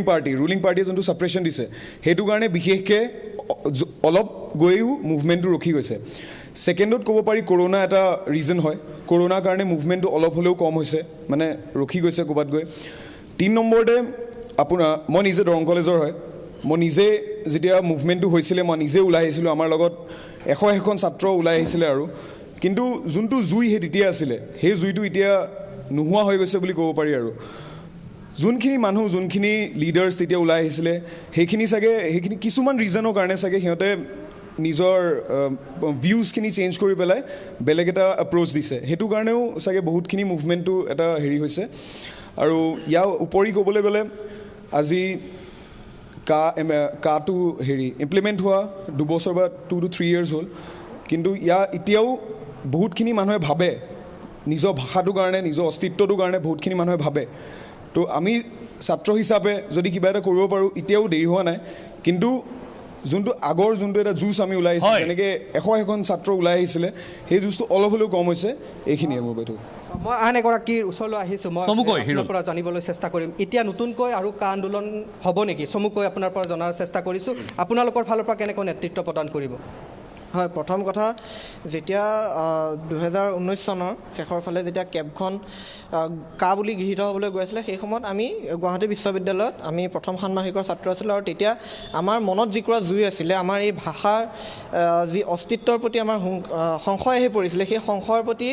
আমি প্ৰতিক্ৰিয়া প্ৰদান কৰি আমি আন্দোলনত নামি পৰিছিলোঁ আৰু আমি নিজে গোটেই ৰাতি উজাগৰে থাকি কেনেকৈ এই আন্দোলনক আমি আগুৱাই লৈ যাব পাৰোঁ আমি ছাত্ৰ সমাজে অসমীয়া ৰাইজৰ প্ৰতি কেনেকৈ আগবঢ়াই লৈ যাব পাৰোঁ অসমীয়া সেই গাঁৱৰ মানুহখিনিৰ মাজত আমি কেনেকৈ সেই আন্দোলনৰ কথাখিনি আমি সোমোৱাই লৈ যাব পাৰোঁ তাৰ বাবে আমি চিন্তা চৰ্চা কৰিছিলোঁ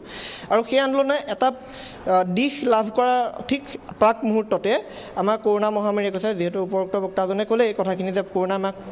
মুখীমুত কৰিলে সেই কা আন্দোলনখন আৰু যিটো একচুৱেলি ইলেকশ্যনৰ কথা যদি আমি ক'ব যাওঁ ইলেকশ্যনত কেৱল কা আন্দোলনখনেই এটা ইছ্যু নহয় সেই ইলেকশ্যনখন হওঁতে আমি যদি চাওঁ ইলেকশ্যনত এইবাৰ যদি যিখন সাধাৰণ নিৰ্বাচন হ'ল সাধাৰণতে বহু কিছুমান নতুন দল গঠন হ'ল প্ৰথমতে অসমৰ মানুহৰ বাবে আহিছিলে যে AGPক মানুহে বিশ্বাস কৰিব নোৱাৰা হ'ল তেতিয়া এটা বিকল্প শক্তি লাগে সেই বিকল্প শক্তি আমি অসমৰ ৰাইজে আকোৱালিও ল'ব চেষ্টা কৰিলে কিন্তু তাৰ পৰিপ্ৰেক্ষিতত হয়তো কোনোবা এটা পক্ষ আৰু কিছুমান নতুন দলৰ সৃষ্টি কৰে যাৰ বাবে ভোট বিভাজন হৈ পেলাই সেই পুনৰবাৰ বিজেপি অসম চৰকাৰত আহিলে এতিয়া কথাটো হ'ল এই কা আন্দোলনৰ এই জুইকুৰা হয় কিছু পৰিমাণে মষিমূৰ হৈছে কিন্তু পুনৰবাৰ আমি গুৱাহাটী বিশ্ববিদ্যালয়ৰ ছাত্ৰ সমাজে যদি ইয়াক আমি নেতৃত্ব লৈ যাওঁ আৰু ইয়াৰ বাবে আমাৰ চিন্তা চৰ্চা আৰম্ভ হৈছে নতুনকৈ সেই চিন্তা চৰ্চাৰে যদি ধন্যবাদ জ্ঞাপন কৰিছোঁ মোৰ অনুষ্ঠানৰ সময় শেষ হৈছে সকলোকে 30 ছেকেণ্ডকৈ সময় দিব পাৰিম মই আৰম্ভ কৰিছোঁ এণ্ডিং ৰিমাৰ্কছৰ কাৰণে প্ৰথমতে ৰাহুল আপোনাৰ ওচৰৰ পৰা আহিছোঁ একদম একেবাৰে কমকৈ সময় ল'ম এতিয়া যিহেতু আন্দোলনৰ আগবঢ়াৰ কথা হৈছে কিন্তু এটা কথা মন কৰিব লাগিব যিসকলে লৈ যাব অসম জাতীয় পৰিষদে হওক ছাত্ৰ সন্থাই হওক ৰাইজৰ দলে হওক বা কৃষক মুক্তি সংগ্ৰাম সমিতিয়ে হওক তেওঁলোকে কিন্তু যোৱা বছৰে লগ হোৱা দেখা নগ'ল এইবাৰো যদি লগ নহয় বিশেষ এতিয়া প্লেন কৰি লাভ নাই আৰু এটা কথা যে এটা সময়ত দেখিলে যে কৃষক আইন বাতিল হ'ল আৰু এতিয়া হয়তো ৰাষ্ট্ৰীয় পৰ্যায়ত প্ৰেছাৰ অলপ কমিছে অহা সময়খিনিত ৰাষ্ট্ৰীয় পৰ্যায়ত প্ৰেছাৰ বহুত বেছি হ'ব ৰুলিং পাৰ্টিৰ অৱস্থা বৰ ভাল নহ'ব এই গ্ৰাফটো তললৈ নামিবই চকুত পৰা গৈছে হয়তো কোনোবাই ঠিকা লৈছে নেকি এইটো মন কৰিব লাগিব এইটো আৰু এবছৰ পিছত যদি এই কথাষাৰ শুনে হয়তো ইয়াৰ যুক্তিযুক্ততা থাকিব হয়তো আৰু কোনোবাই ঠিকা লৈছে নেকি যে আন্দোলনটো আৰু তীব্ৰতৰ হ'ব এটা সময়ত কা বাতিল হ'ব একেবাৰে এতিয়া অবাস্তৱ কথা কিন্তু এই কথাটো মনত ৰাখিব যে এটা সময়ত আন্দোলন তীব্ৰতৰ হ'ব আমি গোটেইবোৰ আকৌ জপিয়াই পৰি আগৰ নিচিনাকৈ আকৌ এটা সময়ত আন্দোলন হ'ব নেকি চাব মন কৰিব লাগিব লাকি গগৈ চমুকৈ কৃষি আইন বাতিল হোৱা আৰু কাৰ লগত মই ভাবোঁ কম্পেয়াৰ নকৰাই ভাল কৃষি আইন আমাৰ প্ৰধানমন্ত্ৰী ডাঙৰীয়াই কৈছে যে কৃষি আইন আনিছিলে খেতিয়কৰ কাৰণে কিন্তু বাতিল কৰিলে দেশবাসীৰ সুৰক্ষাৰ কাৰণে আৰু আমি বিজেপি দলে আগৰ পৰা এটা স্থিতি আমাৰ অটল যে আমি কা আনিছোঁ দেশৰ কাৰণে তো আপোনালোকে বুজিব পাৰিছে যে দেশৰ স্বাৰ্থত আমি কাখন বাতিল কৰাৰ আমাৰ প্ৰশ্নই নুঠে মই যিমান ছাত্ৰ সংগঠন আছে আৰু সকলোকে এই আন্দোলন যোন জড়িত হ'ব বিচাৰিছে সকলোকে অনুৰোধ জনাম যে আপোনালোকে এটা বস্তু বুজি লওক যে চিটিজেনশ্বিপ ইউনিয়ন ছাবজেক্ট হয় ইউনিয়ন টপিক হয় সেইকাৰণে আপোনালোকে বৰ বেছিতে ইয়াত কৰিব পাৰিম বুলি ভাবি কিনি নিজৰ পঢ়া লিখা বাদ দি নিদিব সেইটো মোৰ এটা অনুৰোধ থাকিল যাতে অহা প্ৰজন্ম পংগু হৈ নাযাওক আৰু তৃতীয়তে এটা কথা ক'ব বিচাৰিম যে আপোনালোক কোনোপধ্যে লুৰিন বা অখিলৰ পৰা একো বৰ বেছি আশা নকৰিহে যি কৰিব আছে লিগেলি কৰক মোৰ কোনো তাত বাধা দিব পৰা শক্তি ক্ষমতা বা অধিকাৰ নাই কাৰণ এইটো ডেম'ক্ৰেটিক কাণ্ট্ৰি গণতান্ত্ৰিক দেশত আপোনালোকৰ সকলো কৰিবলৈ অধিকাৰ আছে যিটো শান্তিৰে কৰিব পাৰি ঠিক আছে এই মুহূৰ্তত গৈছোঁ আকৌ এবাৰ আমি ডিব্ৰুগড় ইউনিভাৰ্চিটিলৈ ডিব্ৰুগড় বিশ্ববিদ্যালয় ডেভিড 30 ছেকেণ্ড সময় এণ্ডিং ৰিমাৰ্কছ কি ক'ব প্ৰথম কথা লাকি বাইদেউক খুব সন্মান সহকাৰে কওঁ যে আপুনি যিটো কথা কৈ আছে যে অসমীয়া মানুহে কাক সমৰ্থন কৰি আচলতে চৰকাৰ বনাইছে আপুনি আজি ষ্টুডিঅ'ত চাই লওক আমি 7জন মানুহ আছোঁ আপোনালোক 2জনক বাদ দি কিন্তু 5জনেই কাৰ বিৰুদ্ধে ইনক্লুডিং মানস দা আৰু দ্বিতীয় কথাটো হ'ল যে অসম বিশ্ববিদ্যালয়ৰ যিগৰাকী সতীৰ্থ ছাত্ৰক খুব সন্মান সহকাৰে কওঁ যে আচলতে অসম চুক্তি প্ৰত্যেকগৰাকী অসমীয়া মানুহৰ সেয়া বৰাকেই হওক বা ব্ৰহ্মপুত্ৰ উপত্যকা হওক বৰাক আৰু ব্ৰহ্মপুত্ৰ উপত্যকাত থকা প্ৰত্যেকগৰাকী অসমীয়া মানুহৰ আত্মপ্ৰতিষ্ঠাৰ দলিল হ'ল অসম চুক্তি ঠিক আছে গতিকে সেই অসম চুক্তি আপুনি অধ্যয়ন কৰক আৰু অসম চুক্তিয়ে অসম চুক্তিক নাগৰিকত্ব সংশোধনী আইনে আচলতে নস্যাৎ কৰিছে তৃতীয় কথাটো হ'ল এই যে আন্দোলন স্তীমিত হৈছে বুলি কৈ থকা হয় এইটো এটা চৰকাৰী নেৰেটিভ আৰু চৰকাৰী মানুহৰ এই নেৰেটিভটোৰ জৰিয়তে সমগ্ৰ আন্দোলনটোক আচলতে বিপথে পৰিচালিত কৰিব বিচাৰিছে বিশ্বৰূপ ভট্টাচাৰ্য এণ্ডিং ৰিমাৰ্কছ কিন্তু তাৰ বিৰোধী আন্দোলন অসমত কেতিয়াও শেষ নহয় भैया मैं यही बोलूंगा कि ये जो आंदोलन हुआ ये पहले स्टूडेंट लोगों ने स्टार्ट किया था लेकिन बाद में ये आंदोलन पूरा पॉलिटिकल हो गया तो मेरे मुताबिक यही बात है कि ये जो काका आंदोलन ला करके ही स्टूडेंट लोग पढ़ाई में ध्यान दें ताकि इस देश का मान बचा रहे और मैं एज ए बराक वैली के छात्र के नाते मैं ये बोल रहा हूँ कि जो बात से मतलब यहाँ के लोग एसएमएस लोग इंडिजिनियस पीपल लोग जो डर रहे हैं कि बंगाली हिंदू के आने से प्रॉब्लम में पड़ जाएगा तो मैं ये बोलना चाहता हूँ कि कभी भी बंगाली हिंदू की वजह से एसएमएस का रिचुअल एसएमएस का कम्युनिटी को किसी भी तरीके से धन्यवाद अगर धन्यवाद জ্যোতিষ পল এণ্ডিং ৰিমাৰ্কছ 30 ছেকেণ্ড হয়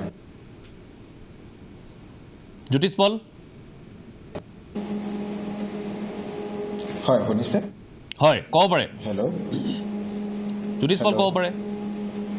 আমি নিশ্চয়কৈ গণতান্ত্ৰিকভাৱে হয় শুনিছেনে হয় শুনি আছোঁ কওক নিশ্চয়কৈ কা আন্দোলনত গণতান্ত্ৰিকভাৱে আগবাঢ়ি যাম হয় আমাৰ সংযোগ হয়তো বিচ্ছিন্ন হৈছে জ্যোতিষ পলৰ সৈতে কিন্তু মই কথাখিনি ধৰিব পাৰিছোঁ মই আটাইকেইগৰাকী আজিৰ পেনেলিষ্টক ধন্যবাদ জ্ঞাপন কৰিছোঁ ৰাহুল ডেভিড লগতে মনজিত এইফালে শিলচৰৰ পৰা আমাৰ সৈতে সংযুক্ত হৈছে জ্যোতিষ পল লাকি আটাইকেইগৰাকীকে ধন্যবাদ জ্ঞাপন কৰিছোঁ এটা কথা এইখিনিতে ক'বলৈ বিচাৰিছোঁ বিশ্বৰূপক ধন্যবাদ জ্ঞাপন কৰিছোঁ এটা কথা এইখিনিতে ক'বলৈ বিচাৰিছোঁ যে আগন্তুক সময়ত বিগত সময়ছোৱাত যিখিনি হ'ল সেইখিনি ভৱিষ্যতলৈ নহওক আমি ভাল আৰু বেয়া দুয়োটা দিশ দেখুৱাই দিবলৈ পাৰোঁ এখন আইন গৃহীত হোৱাৰ ফলত কি হ'ব পাৰে কি হ'ব নোৱাৰে সেই দুয়োটা দিশ দেখুৱাই দিয়াটো আমাৰ দায়িত্ব আমাৰ ধৰ্ম সংবাদকৰ্মী হিচাপে কিন্তু এটা কথাই বাৰম্বাৰ উল্লেখ কৰিছোঁ ভৱিষ্যতলৈ যাতে এই বিষয়সমূহক লৈ আৰু ৰাজনীতি নহওক আৰু মেৰপেচত আমাৰ প্ৰজন্মটো সোমাই পৰিবলগীয়া নহয় আজি অন নেশ্যনেল টেলিভিজন মই কৈছোঁ আপোনালোকক যে আমাৰ পূৰ্বৰ প্ৰজন্মৰ ক্ষমতাৰ খকৰ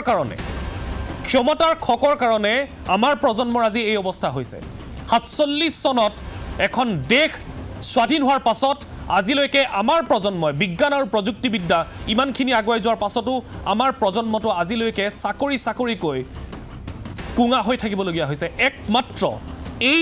ইয়াৰ আগৰ প্ৰজন্মটোৰ এই খকৰ কাৰণে ক্ষমতাৰ খকৰ কাৰণে আমাৰ প্ৰজন্মটোৰ সেইটো নহওক সকলোৱে বস্তুনিষ্ঠ চিন্তা কৰক সকলোৱে প্ৰেক্টিকেল চিন্তা কৰক আৰু ৰাজ্য আৰু দেশখনৰ বাবে আগুৱাই নিয়াৰ বাবে একেলগে আগবাঢ়ি যোৱাৰ ক্ষেত্ৰত সকলোৱে সহমতত উপনীত হওক সেইটো আশা কৰিছোঁ আৰু সেই আশাৰেই হেছটেগৰ পৰা বিদায় লৈছোঁ ND24 চাই থকাৰ বাবে ধন্যবাদ